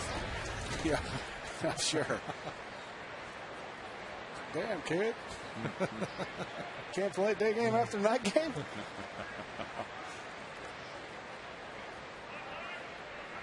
I was too green back then. I didn't know any better. I was like, all right, whatever. Feliz comes over for this foul pop. Wandy sailing along. It's 10 straight outs for him in the middle of the 6th inning. 5-1 Astros.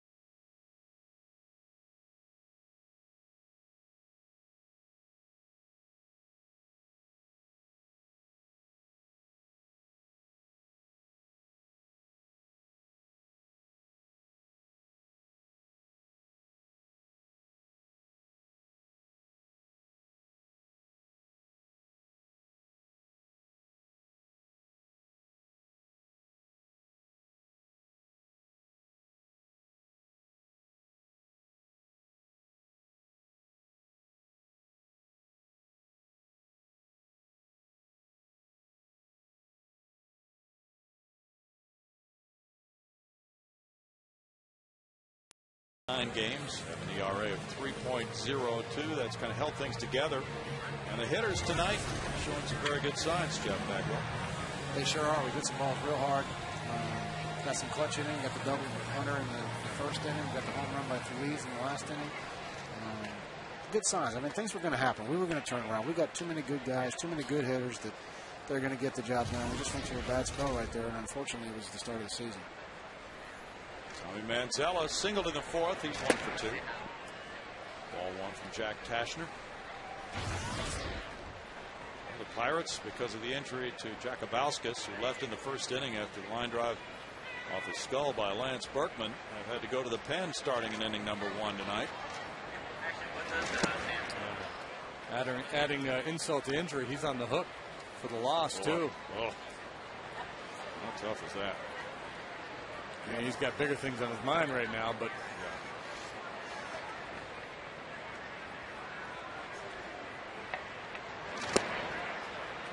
One ball and 2 strikes. That's amazing, though, about guys who compete, as you guys did. See if Billy Wagner felled for weeks by a line drive like that off his head, and then able to get back up on that mound when the time is ready and perform again. Line shot to right. Garrett Jones. One out. Not everybody can do it. There are Tony Coniglieros and people like that. It's got to be something you really got to reach down and deal with when you get hit in the head like that. Yeah, and I think it would be tougher for a hitter, because a pitcher, say a starting pitcher, you're out there every 5th day, and there's the chance that a ball is going to be hit hard in your direction. As a hitter, if you're playing every day, there's 90-plus mile-an-hour fastballs fired at you every day, every at bat. It's inevitable. As a pitcher, one gets hit hard back at you every now and then, but you don't know when it's coming. As a hitter, you're in there, at any time, pitcher could cut loose and airmail one, and you're in harm's way. I was very fortunate in my career. I only got hit in the head once, and I think I was in American Legion, so I never really had too much to think about. But I can imagine if you get hit in the head, squared up, you can't help but flinch after that. Any pitch in, it's tough to hang in there, and that's one thing you have to do as a hitter is you got to hang in there. You got to stay engaged in the strike zone. It's hard to do if you get hit in the head. Tashner makes the play, and this video summary is brought to you by BBVA, Built for Success, showing you some excellent work tonight for Wandy Rodriguez. Shut out the Pirates the last time he faced them last year. He's given up just 1 earned run through 6. He's retired 10 in a row. In some good spots tonight. Coming on the heels of the Oswalt effort last night when Roy was outstanding for 6 and then wobbled a little bit in the 7th, but still a great run here by the Astros starting pitching, and Wandy was good last time out. Run support's been his biggest problem. He finally got some tonight, and he is a complete command right now. Taking ball 1 from Tashner. And that game against the Buccos last year, he punched out 11.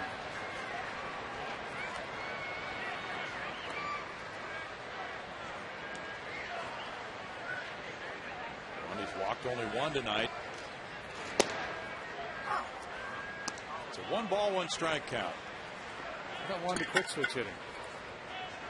Yeah, that wasn't going to last too long. He's starting to feel good about his hack. That's what happens. There it is. When you're that good, you got to do both sides of the plate. Just take that fastball away and drill it to right field. So he hit left from the left side earlier, right? Yeah. Against the righty. Yeah. So he's 1 for 2, which makes him 3 for 8 this year. Oh, yeah. The old bail and whale. It's that easy. Step in the bucket, stick your butt out, and ping it the other way. 10 hits for the Astros.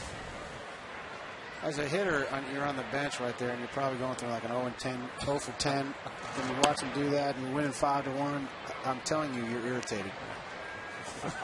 You've been doing all this extra work in the cage with your ridiculous. And I step in the bucket. He steps in the bucket, and it's a line drive to right.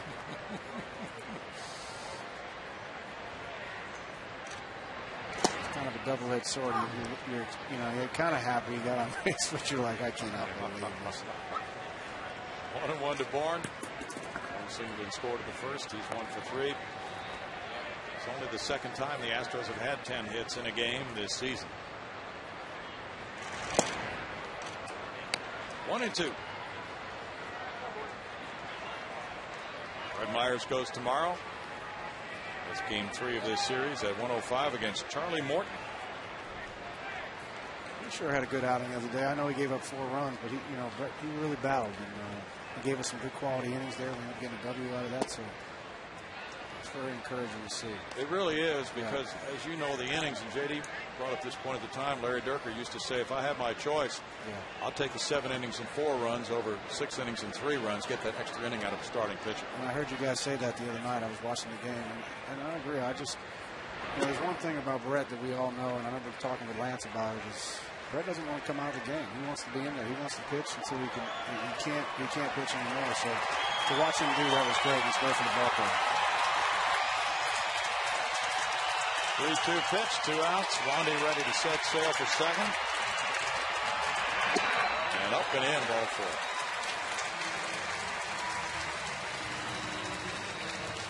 It's only the second walk for Pirate pitching tonight. Jeff Keppinger comes up. He doubled and scored in the 5th, 1 for 3. Armio out to have a chat with the Tashner. It looks like John Russell's, well, maybe got an injury issue. Got a trainer going out as well. Oh, boy. Pirates really going through it. Head athletic trainer Brad Henderson there talking with Tashner, pitcher number 4 of the night.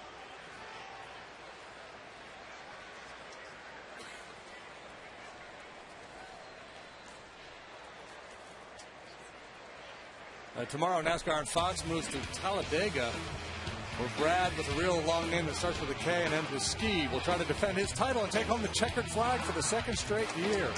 Coverage of Sprint Cup Series racing from Talladega Super Speedway begins tomorrow at 11 in high def on Fox. That's channel 26 here in Houston. That would be Brad Keselowski. Okay.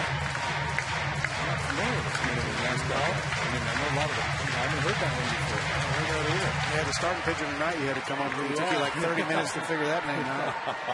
And then you have Keselowski right now. I was going to try to go Harry Carey and see if I could say that name backwards.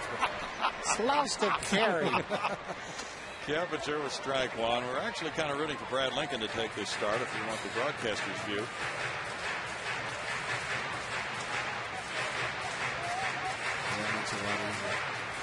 Jack Bauskas, and just what a tough night for him. If you're joining us, he had faced 4 batters. Lance Berkman had a line drive off his head, and he had to leave the game and was taken to Methodist Hospital for observation.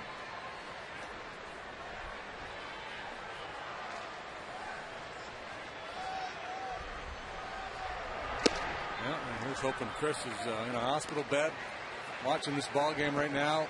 Maybe with a headache, but doing okay otherwise. Yeah. Let's hope, man. That was scary. Yeah, exactly right. Just hoping to split the hook right now. Yeah. Oh, we saw it, and he turned, and the ball got him on the back of the head. So hopefully that's a good sign that it's a better spot to get hit if you're going to get hit. Never a good spot on the head. Yeah, I think Wag's got dotted right in the middle of the forehead.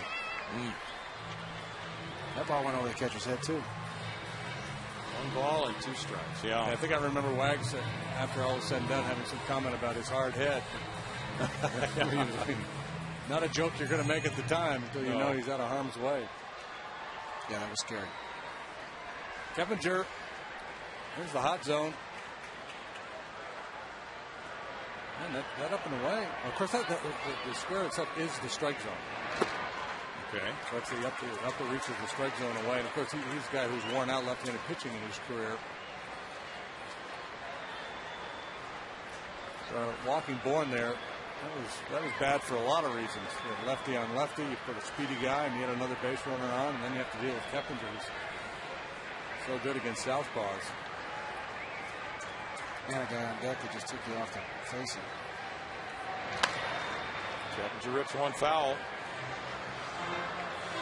Evan Meek is warming up for the Pirates. 30 pitches for Tashner. And as you guys are well aware, there can be this cumulative effect. Pirates were just outscored by Milwaukee 36-1. They went through all that pitching. Now tonight they lose their starting pitcher in the 1st inning. Sometimes it can take a club a week to recover from games like that.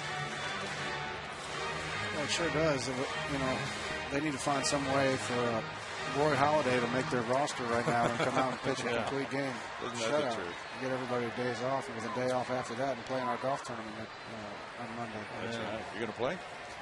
I'm not going to play. I'm going to drive around and watch with my boy Cole. You can't play yet. No, I can't play yet. My shoulder's still kind of messed up.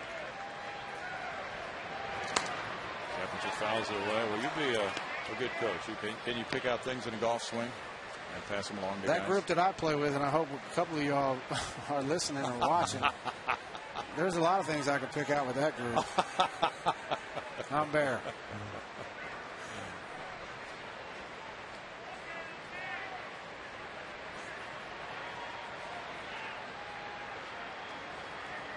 He's stayed out of the happy zone. He's been on the edges for the most part or off the plate. Right fielder Jones for out number 3. No runs, a hit, 2 men left through 6, 5-1 Astros.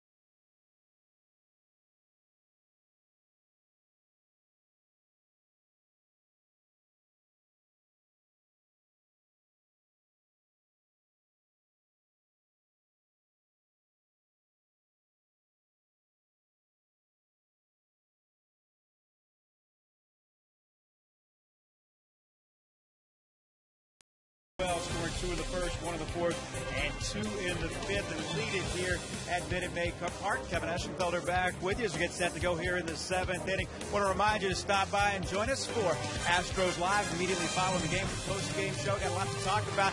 We'll hear from Brad Mills, head to the clubhouse as well. You know, the strange thing about it, TV people seem to always back away from me whenever we're actually doing TV. Nobody wants to be on with me. Bart Ennis, Bart will do it. Hi, Kev. Now, Bart will be with us coming up on the post-game show. All right, let's go back to you, Brownie. All right, thanks, Kev. First pitch in the 7th inning from Wandy Rodriguez goes to Millage, and Lastings is 0 for 2 in this game. There's ball 1. Daniel McCutcheon is working in the bullpen right now. Wandy dots the outside corner to even the count of 1-1. He has not given up a hit since the McCutcheon single in the 3rd.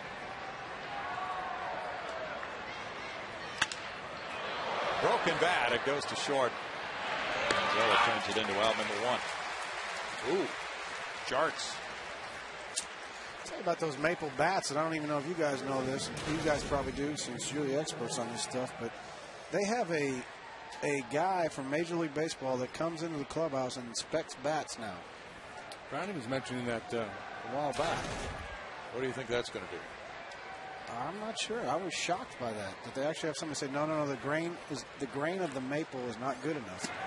That they can't use that bat because they're afraid every time that they swing it and hit it off the end of the bat, or probably more off the end than jam, that it's going to splinter and it could go into the stands. I was surprised by that. They collect all those broken bats and analyze them. Yeah. Michael Bourne in right center. 2 outs. Well, yeah. Now you use a pretty thin handle bat, right? It was average. Okay. So do you think handles have gotten thinner in the last few years, even than when you played? No, I think a lot of it is density of the bat. A lot of guys use 34, 31s. Back when Jimmy first broke in, back in the 80s, 70s, 60s, guys were using 36, 36. Some guys were. I mean, just big. Murray's swing a big. Ash used to swing a big bat. Yeah, hard to break bats. And guys today, they use light bats. And I think part of it is it proves that the old big bat theory is not true. But the also theory is the bats are fragile. I think maple is, when I first started using maple in 2000, I thought it was the greatest thing that I've ever felt in a while. But I think the more and more as people started using them, as you take out quantity of bats and just keep getting them and getting them and getting them, I think the quality of the bats have gone down. And that's why you're seeing a lot of broken bats. And the pitchers use maple bats now. Jaramillo stays on the curve. Hits it high to left field. Wow, did he send that one on a long ride? And that's a home run for Jaramillo, number 1 of the year for him. Makes it 5-2 now. He whacked an 0-2 pitch a long way up in the air to left. Yeah, that was legit there. Yeah. But the good news is it was a solo home run. Yeah. Strikeout. The curveball's been a strikeout pitch for Wandy tonight. He probably wanted to bury that one down towards his back foot a little bit. Just didn't make the pitch. On this occasion, didn't get away with it. Yeah, that one kind of hung up there in the middle of the plate.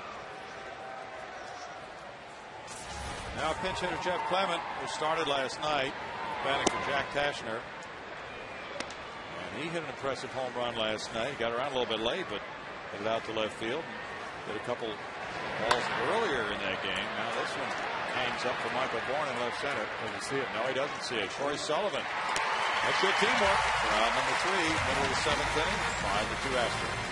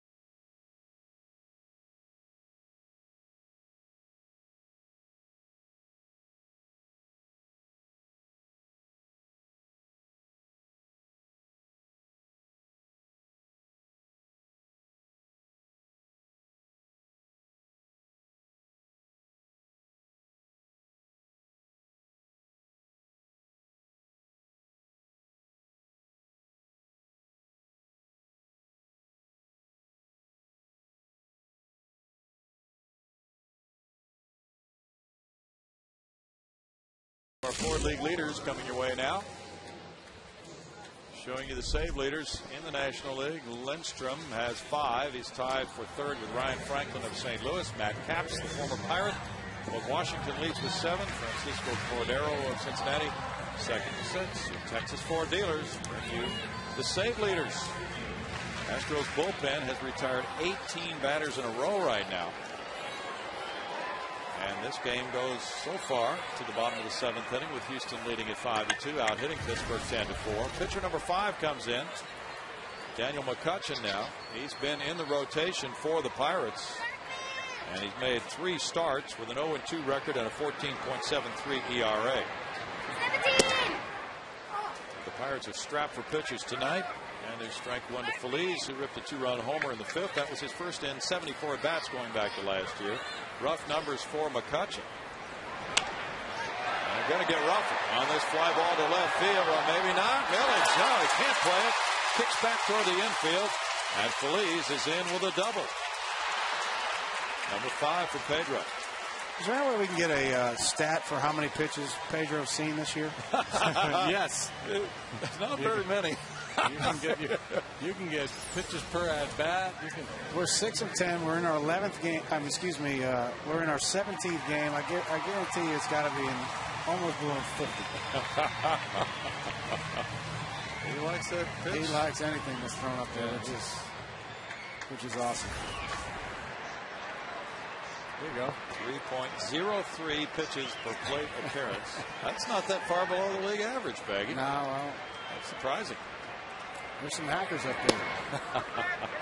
Strike 1 to Berkman. That's 1 for 3. He's one of those who believes in the old theory you can't walk off the island. No, you can't. 30,562 are here tonight. Well, it is. I mean, 3 pitches in that bat. Basically, it's 3 pitches in that bat. Yeah. That's not a lot. I'm not saying it's bad, good, or whatever. I'm just saying it. My man is up there to swing the bat, and you got to kind of like that. And especially given his background, as JD mentioned. Yeah, I think it's just, I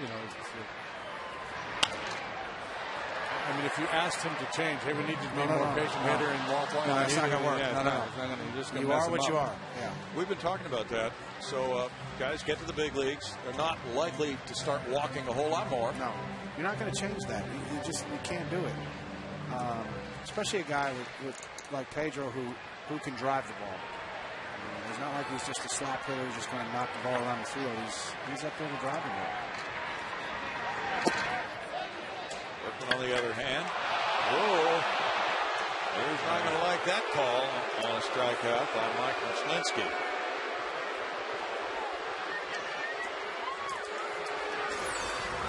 Let's get Jeff Bagwell's opinion. Well, I love him to death, but he's going to go back and look at this on tape. Matter of fact, I bet he goes right. If he's probably took a picture of him right now, he's walking down the tunnel. Well, here he is right here. I bet he's going to go down the tunnel and check this one out. And he's not going to like what he sees? No, actually he's not, which is good. That means he's getting older. A couple of years ago, he'd have been down in there. And then he'd be real disappointed again. 100 pitch, 2 for 3. And it's ball 1 outside. Now, I bet at the end of the year you look, or I don't know, end of the year you could look, because Lance hasn't played, but I bet Lance sees probably 4.8, 5. He's thinking about it. He's thinking about now he's asking somebody, do you think I went? And of course they're all going to say, no, man, no way. Sean Barry's like, no, I don't think so, man. That speaks to a relationship, though, that you could tell us about. Hitting coach to hitter. There's got to be a lot of trust built up in that relationship. He's asking right now. That's wearing him out right now. It is. You know what? A hitting coach is there. He's a mental coach more than a hitting coach. Yeah. All he's trying to do is. Whoa. Watch out. Flying up it. Into the stands. He's here every day. He's got squatter's rights to that one. Every day forever. Yeah. Ooh, He deserves it. Let him keep it. He does. Fortunately, the guy in the red shirt on the other side of him is not hurt. But he's good. Yeah. He got knocked at that. Hunter lets him have it. That's a good veteran move by that guy. See, most people, they go and they stand up and they raise it up over their head, and then somebody say, hey, we need that bat. He just tucked it away. I got 2 hits tonight at first.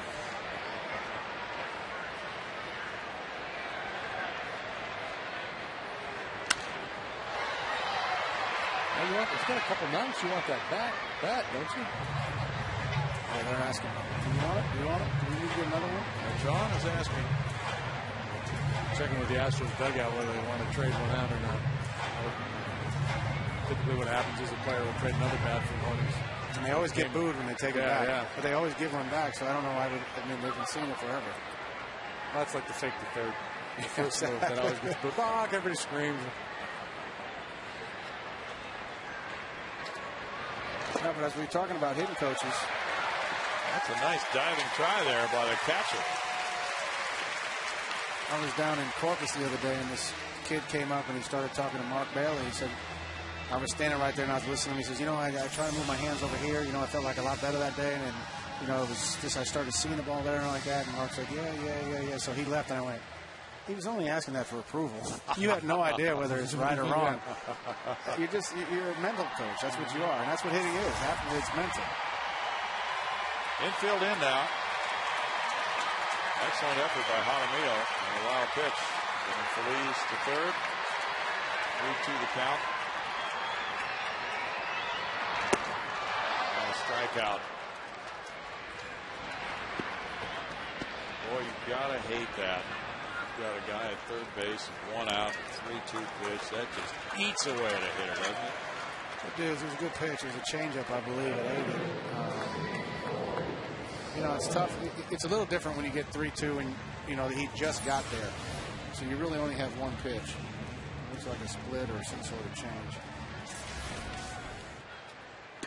Anytime you leave a guy on third base, it eats at you. And a guy like Hunter, for sure, it's going to eat at him. Sullivan bunts. McCutcheon throwing and gets it. That's no runs ahead. A runner stranded at third through 7. 5-2 Astros.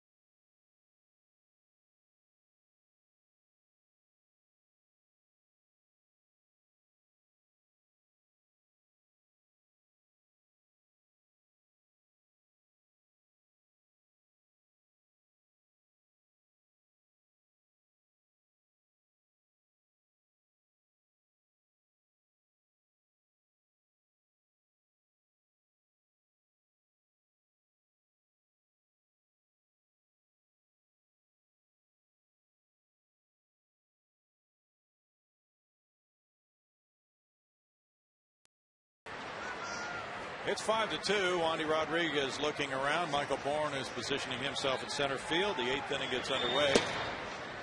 And there's strike one for Wandy. Working to Ronnie Cedeno. Cedeno's 0 for 2. He reached on an error and scored in the 3rd inning.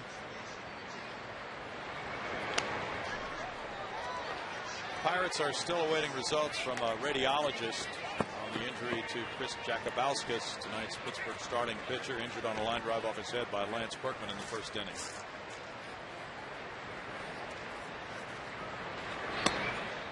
One ball, two strikes to Ronnie Cedeno, the number 9 hitter. Iwamura and Crosby to follow in the 8th inning.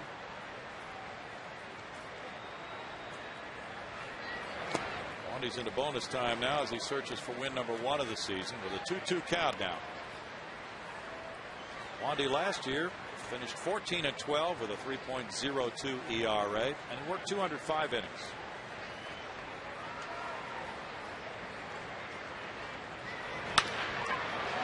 On through into center field. Hit for Cedeno. Hit number 5 for the Pirates. Now we have tonight's Energy Insight brought to you by Centerpoint Energy with none other than Ace Jim Deshaies. Well, we started the ballgame talking about wanting the lack of run support this year. It's been much better in that regard. They put 5 on the board for him and 11 hits, a season high. That's some life here in recent games. Iwamura takes ball 1. He's starting to drop that elbow down. Yeah, you can see that right there. Right and left starting to heat up in the bullpen. We don't often have your Centerpoint Energy Insights with a werewolf in the background, JD. I like that touch, though, Brownie. Did you? Make that a staple. Okay, well, we've got that moon, and people are thinking in that direction. 95 pitches for Wandy. Yeah, I think a couple of things. One, is 95 pitches, so I think as a pitcher closes in on 100, there's a level of concern that he may be fatiguing. But I think, too, one thing you have to guard against as a pitcher, you've gone 7 innings, you've got a 3-run lead. There's a tendency or a temptation to kind of check out mentally. Like, I've got this game won. You know. But Jimmy, when did it become like that? Where all of a sudden you look at the board and you go, yeah, I'm in the 7th. I got a 5-1 or 5-2 lead, and I got 96 pitches. I've done my job. Yeah. When did it all of a sudden become that? I think it's a function of paying close attention to the pitch counts, and all the way up through the minor leagues where guys just aren't used to finishing games. And I remember pitching games, and it probably wasn't the smartest thing, but there were times where your arm was just hanging out there, but you still pitch. Your arm would actually have to be buzzing a little bit. And you're right. That's probably not the smartest thing to do. But you like to see that mentality that I don't want your pitchers feeling like they've done their job because they've given you 7 solid. You may feel that, but you don't want them thinking that. You want them saying, "I'm sitting here to the bitter end." Yeah, I want to have to pull them off the mound. I'll never forget when Lackey came out of the game in the playoffs, and I remember saying, "Soch, this is my game." Right. Yeah. Right. You know, I mean, that's the kind of stuff that you want, and that's what I want as a player too. And I'm not saying Wandy doesn't have that, or Roy, or whoever. I'm just saying, when did we get to the point where just because we're in the 7th inning giving up a few runs, that we're out of the game?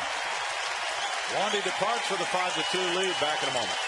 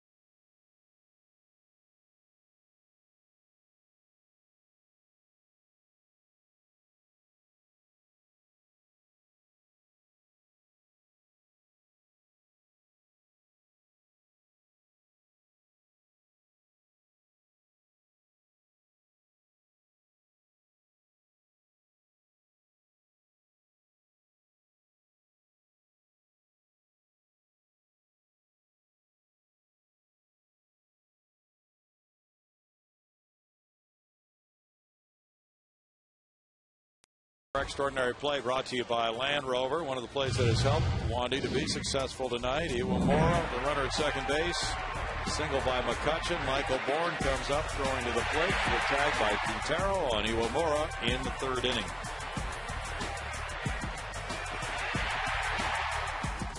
So it's interesting to see where Lance was positioned there as that throw came in. Nagy, you were talking about as first baseman, your job is to read that ball. So basically what you're saying is you kind of position yourself near the mound, and then you read if it's going to carry, you just stay out of the way. Exactly right. If it's not going to, you just run and go get it, and then look for another play. Exactly right. You're staying right on the base of the grass in the mound right there, and you're judging the carry of the ball. If you think it's going to hit the back of the mound, you have got to cut it. Brandon Lyon in the game. And strike one to Bobby Crosby, who's 1 for 3. Astros relievers have retired 18 straight batters on this homestand. The bullpen in 11 1/3 innings has given up 4 hits and 1 run with no walks, 10 strikeouts. Lyon a big part of that. 3 straight scoreless appearances for Brandon. And last night he came in with the 1-2-3 8th inning, needing just a few pitches in that game. Since April 17th, the bullpen's ERA is 2.23. That'll work right there. Oh, it's a 5-1 record. There's reasons for that stuff. Yeah, a lot of things are working together very well. 2 balls and a strike.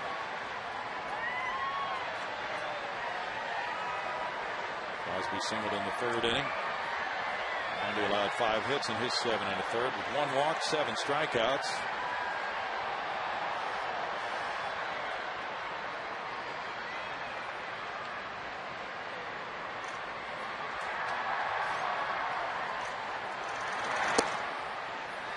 It's 3 balls and a strike. And this is one of those games because the Astros have piled up the hits, and Wandy was so dominant. It feels like a more lopsided game than it is, but it's just a 3-run game. You know, the Pirates are 1 batter removed from bringing the tying run to home plate here. Andrew McCutcheon on deck. Runner going. Ball pops out of Quintero's right hand. On a steal by Cedeno. He's 4 for 4 this year.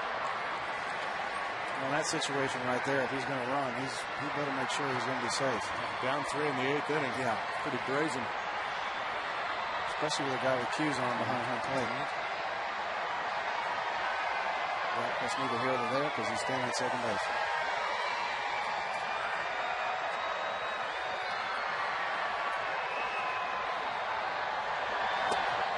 Swing and a miss, and Lyon gets a strikeout right after the steal.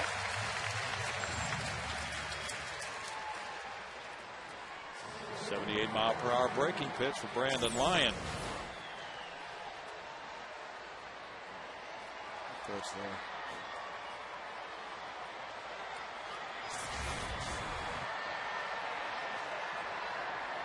Two outs, a runner in scoring position for Andrew McCutcheon. He drove in a run in the 3rd. With a bases loaded single, and Iwamura was thrown out at the plate. Lyon with ball 1.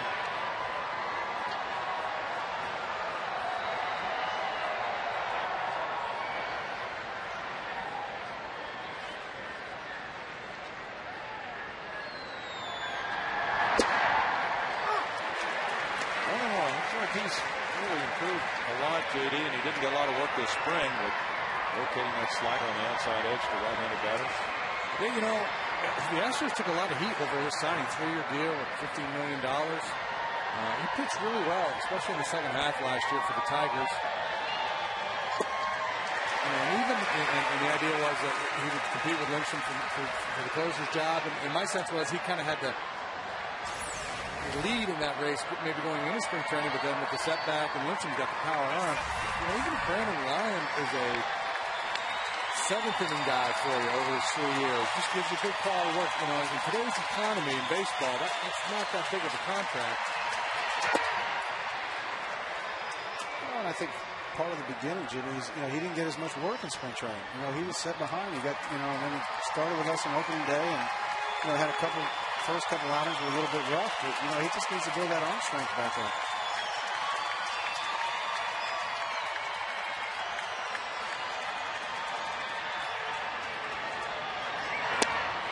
Nice good location for Lyon. 2 strikeouts, and Crosby and McCutcheon keep the bullpen run going. The Astros still in the lead, 5-2.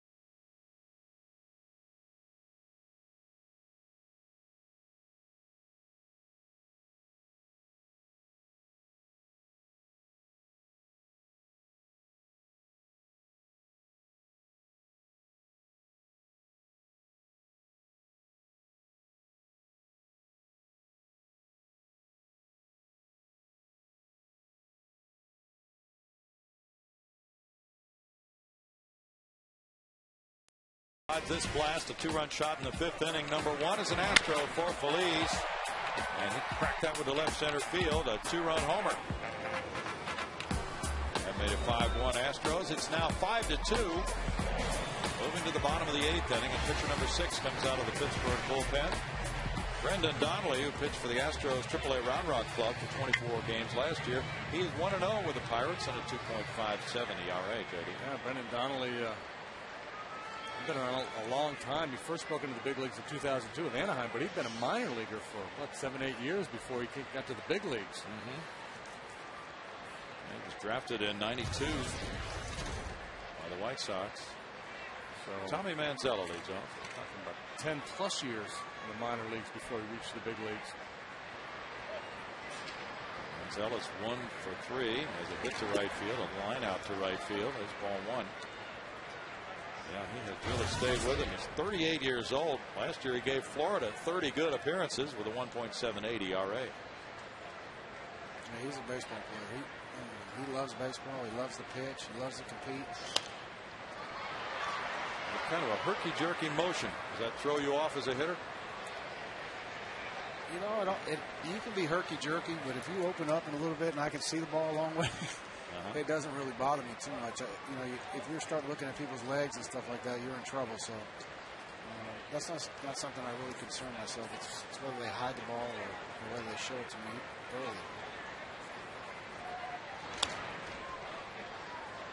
early. 1-2. He doesn't fit the profile.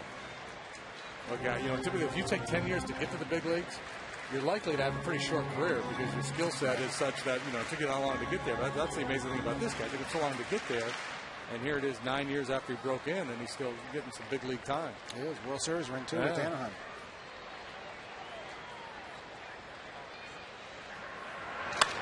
Up the middle and into center field. Manzella hit it sharply, and he's 2 for 4 tonight. Good game for Tommy tonight. It's hit number 12. We talk a lot about pitches that have bite, that have sharp movement. That one's kind of a floater. Maybe split finger pitch, something off speed. Had a little movement to it, but it wasn't real sharp. Yeah, he does throw a split finger fastball too. So Humberto Quintero. Those are the ones we're supposed to hit. Yeah. The good ones we're not supposed. I'm trying to get that across the Hunter. The good slider you're not supposed to be able to hit, buddy. Quintero had the RBI single with the bases loaded. Manzella attracts a throw. The 12 hits, a new high for the Astros in a game this year. Matt Lindstrom's warming up. As of right now, he would be coming in a save situation, but the Astros would not at all mind adding on more runs, making things a little easier for Lindstrom. Bunted foul. That's what that bunt's all about, playing for a run there, just trying to pad the lead.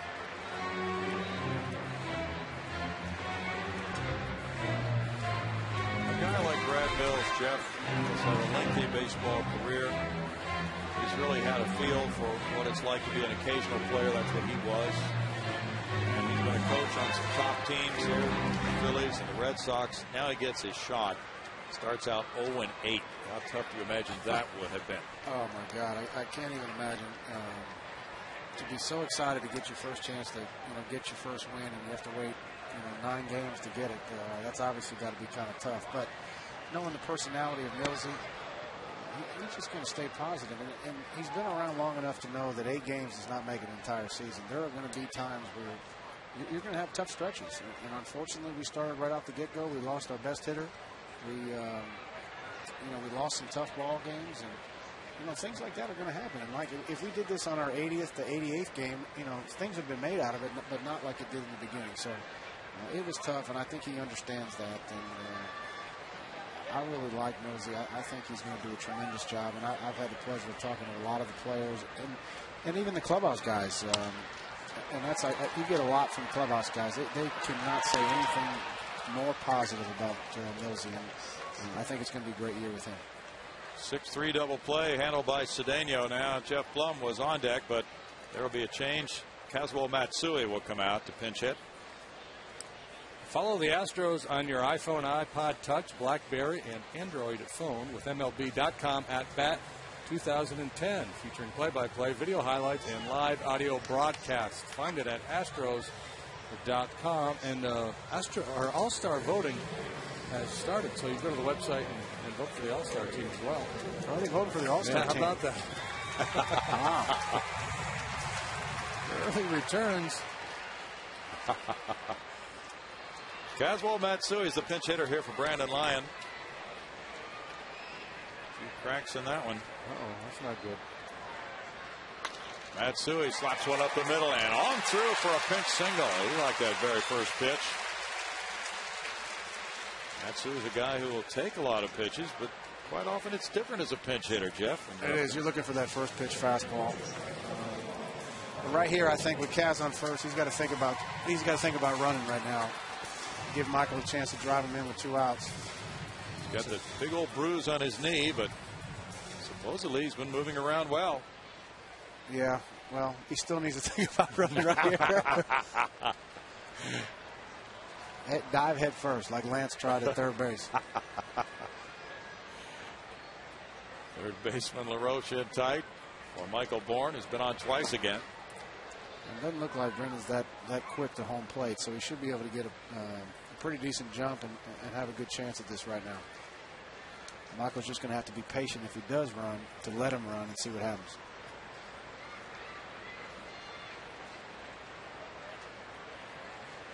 A little bit easier if you're right-handed because you can see the jump that a guy gets. I spent half my career watching Craig run around the bases. It was kind of easy because it was right in front of me. Bouncer snagged by the first sacker. Crosby turns it into out number 3. No runs, 2 hits, and a man left. Moving to the 9th. It's 5-2 Astros.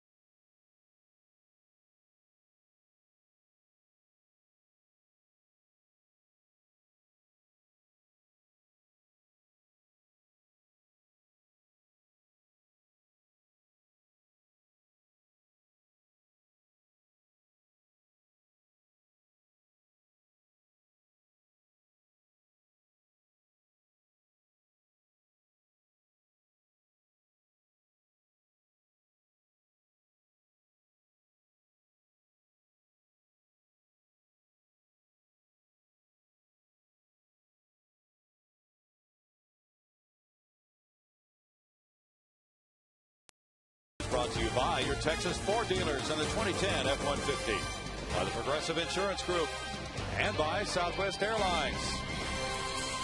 The Astros have won 5 of 6. They've won 2 series in a row, trying to make this their 3rd consecutive series win by capturing the first 2 games. And now the ball goes to Matt Lindstrom for the 9th inning with a 5-2 lead. It will be a save situation with a 3-run lead, 1 inning to go, and he comes in 5 for 5, JD. Yeah, he's really been throwing the ball well lately. Picked up 2 over last weekend in Chicago, and 3 more here on the homestand. 9 strikeouts. He's not walked a batter yet. 8 innings of work. He's had 5 saves in 6 games for his team. And he's now converted 17 straight save opportunities going back to last year. Garrett Jones leads it off. He's 0 for 3. Pirates have been held to 5 hits.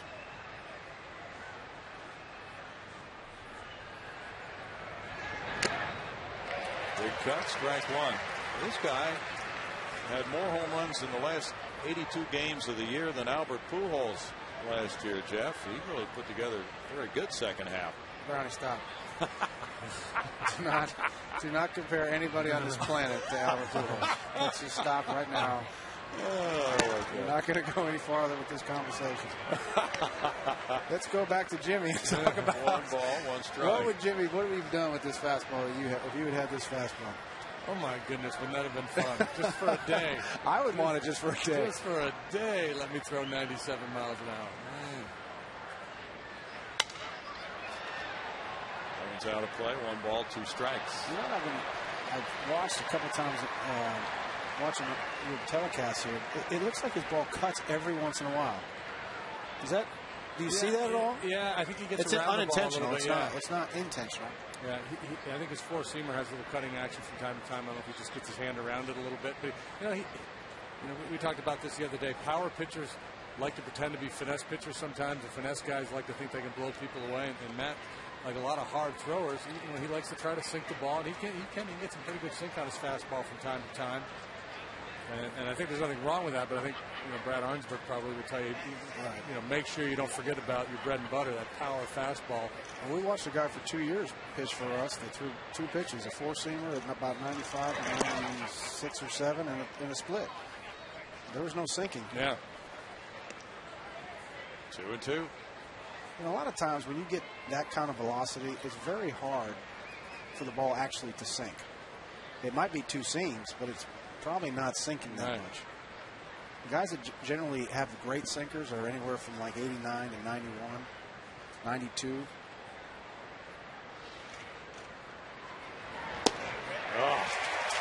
Knock him out. And then there are freaks like Kevin Brown, and they're saying the Strasburg kid with the Nationals the same way, could throw that sinker at about 95. Yeah, well, Kevin Brown, that's a nightmare all on its own right there. But you know what? His sinker. Go ahead with this, Jimmy. You talked earlier with Donnelly out there about the somewhat herky-jerky delivery. Brownie was mentioning. Lindstrom, too, gives you a little bit a different look with a big high leg kick and a lot going on with the hands. He does, but it's a lot like a golf swing and even hitting. At some point, it has to all come to the same zone. And some people can keep it closed longer, and some people can't. Roger Clemens, he kept his shoulder closed a long time. Zambrano the same way. There's other guys that throw real hard, 99, 100 miles an hour, but you actually see the ball. You get a good long look. Yeah, you do. Ryan Church pinch hitting for Millage. Church started last night in left field, and he went 0 for 4.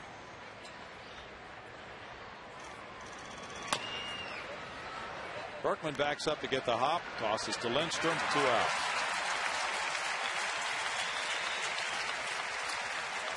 Well, if Lyon and Lindstrom can continue to use the economy of pitches they've used last night and tonight, that's really going to help them stay available. No doubt. The least amount of pitches he uses, the better. That's where the Mariano Rivera has been a lot of reasons why he's been successful, but he doesn't use many pitches. Just 12 pitches last night for Lindstrom.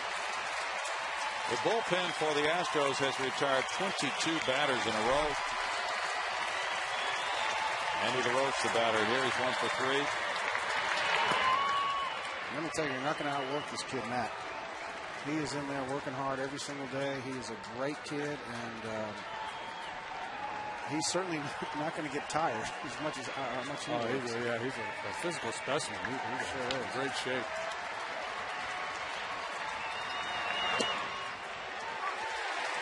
One ball, one strike. That almost looked like a two-seamer right there, Jimmy, huh? Yeah, I don't know what that was. Yeah, it came back a little bit. Only at 95, too.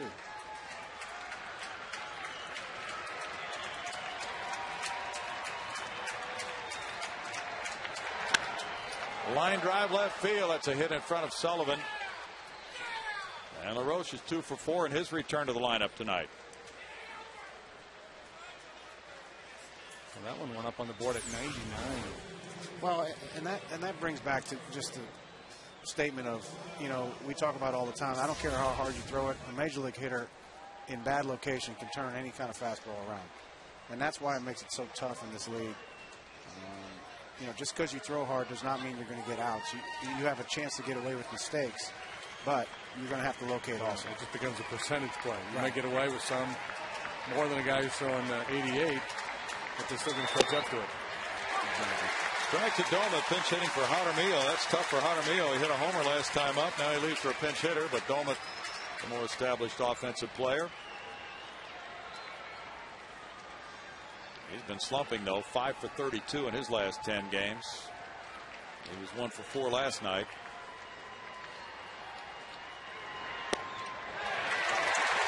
I don't miss those 5 for 32. 0-2. Good crowd tonight. Has really enjoyed the show. Wandy Rodriguez could be a winner for the first time. Now he's throwing a lot of strikes. That's good. Brad Mills' club could be 7 and 10.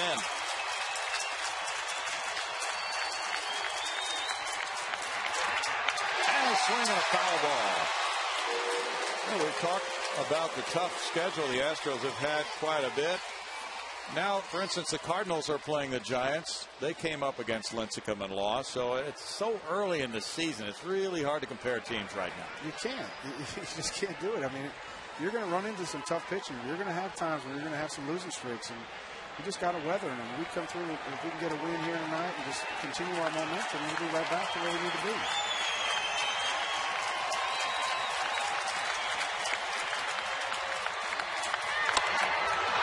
Deep drive to right field. Hunter Pence back. That's off the wall. Stop sign at third. It's going to be a long single for Domet. Well played by Pence on a hard hit ball by Domet. And now the potential tying run comes to the plate. It's a good move by Q right here going out to the mound. And I sure am glad that Clement hit earlier in the game. Because I wouldn't want to say, Delwin Young's is a good hit. And they got Ryan Church on the bench as well. So he had left-handed options available. But Clement, with the swings he got last night, I'm glad he's been used already. It's going to be Delwin Young pinch hitting now for the pitcher Donnelly. Donnelly leaves after 1 inning of work, giving up 2 hits, no runs. Young, a .212 hitter with 4 runs batted in, was a starting third baseman last night, going 0 for 3. Pretty good hitter. Young's 1 for 5 as a pinch hitter.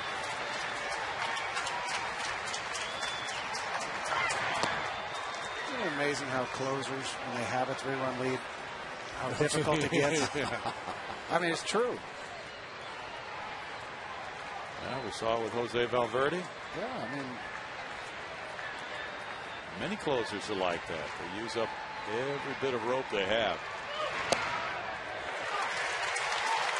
1-1. As for Lindstrom, he says, I love being out there in these situations. Yeah, they all say that, though. I mean, that's what you want to hear, but yeah, they all do. Yeah. They have to say that. Yeah. But I believe he does. But I think a lot of it, Dennis Eckersley, one of the best of all time, said that he was afraid out there a lot, and he was motivated by fear. And Dave Smith used to say the same thing. I talked to infielders. They go to visit with Smitty at the mound, And he would nod like they're talking to him, okay. And then after the game, and he'd say, I don't remember you coming in now. I don't remember talking to you.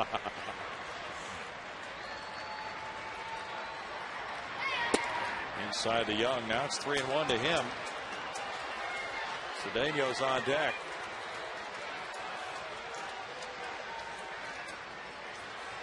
Pirates have already used 6 pitchers. They're getting a right-hander loose in their bullpen. They've used all their bench players now.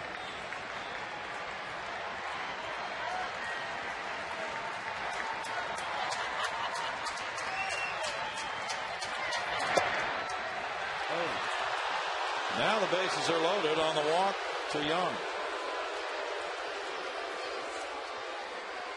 It's Ronnie Cedeno with Berkman coming over to talk with Lindstrom. Now, when you're in Berkman's shoes, what types of things do you say to the pitcher? If I was in Berkman's shoes, I would have no idea what I would say. No, you know what? He's not saying anything. He's just going up to break up what's going on, just to have him, collect his breath, relax. And I'm sure it doesn't really help, but that's what we think we're doing while we go over to the mound. The fact of the matter is he's still staring at the bases loaded, but we still have a 3-run lead. But Lance is just trying to break up what's going on, in the last sequence. Nice looking out to Hunter Pence, positioning him with 2 outs. Bases loaded. Fly ball. Hunter Pence over. See, Lance talked him into it. Yes, he did. And another Jeff Bagwell win on television. 5-2. The Astros hold off the Pirates.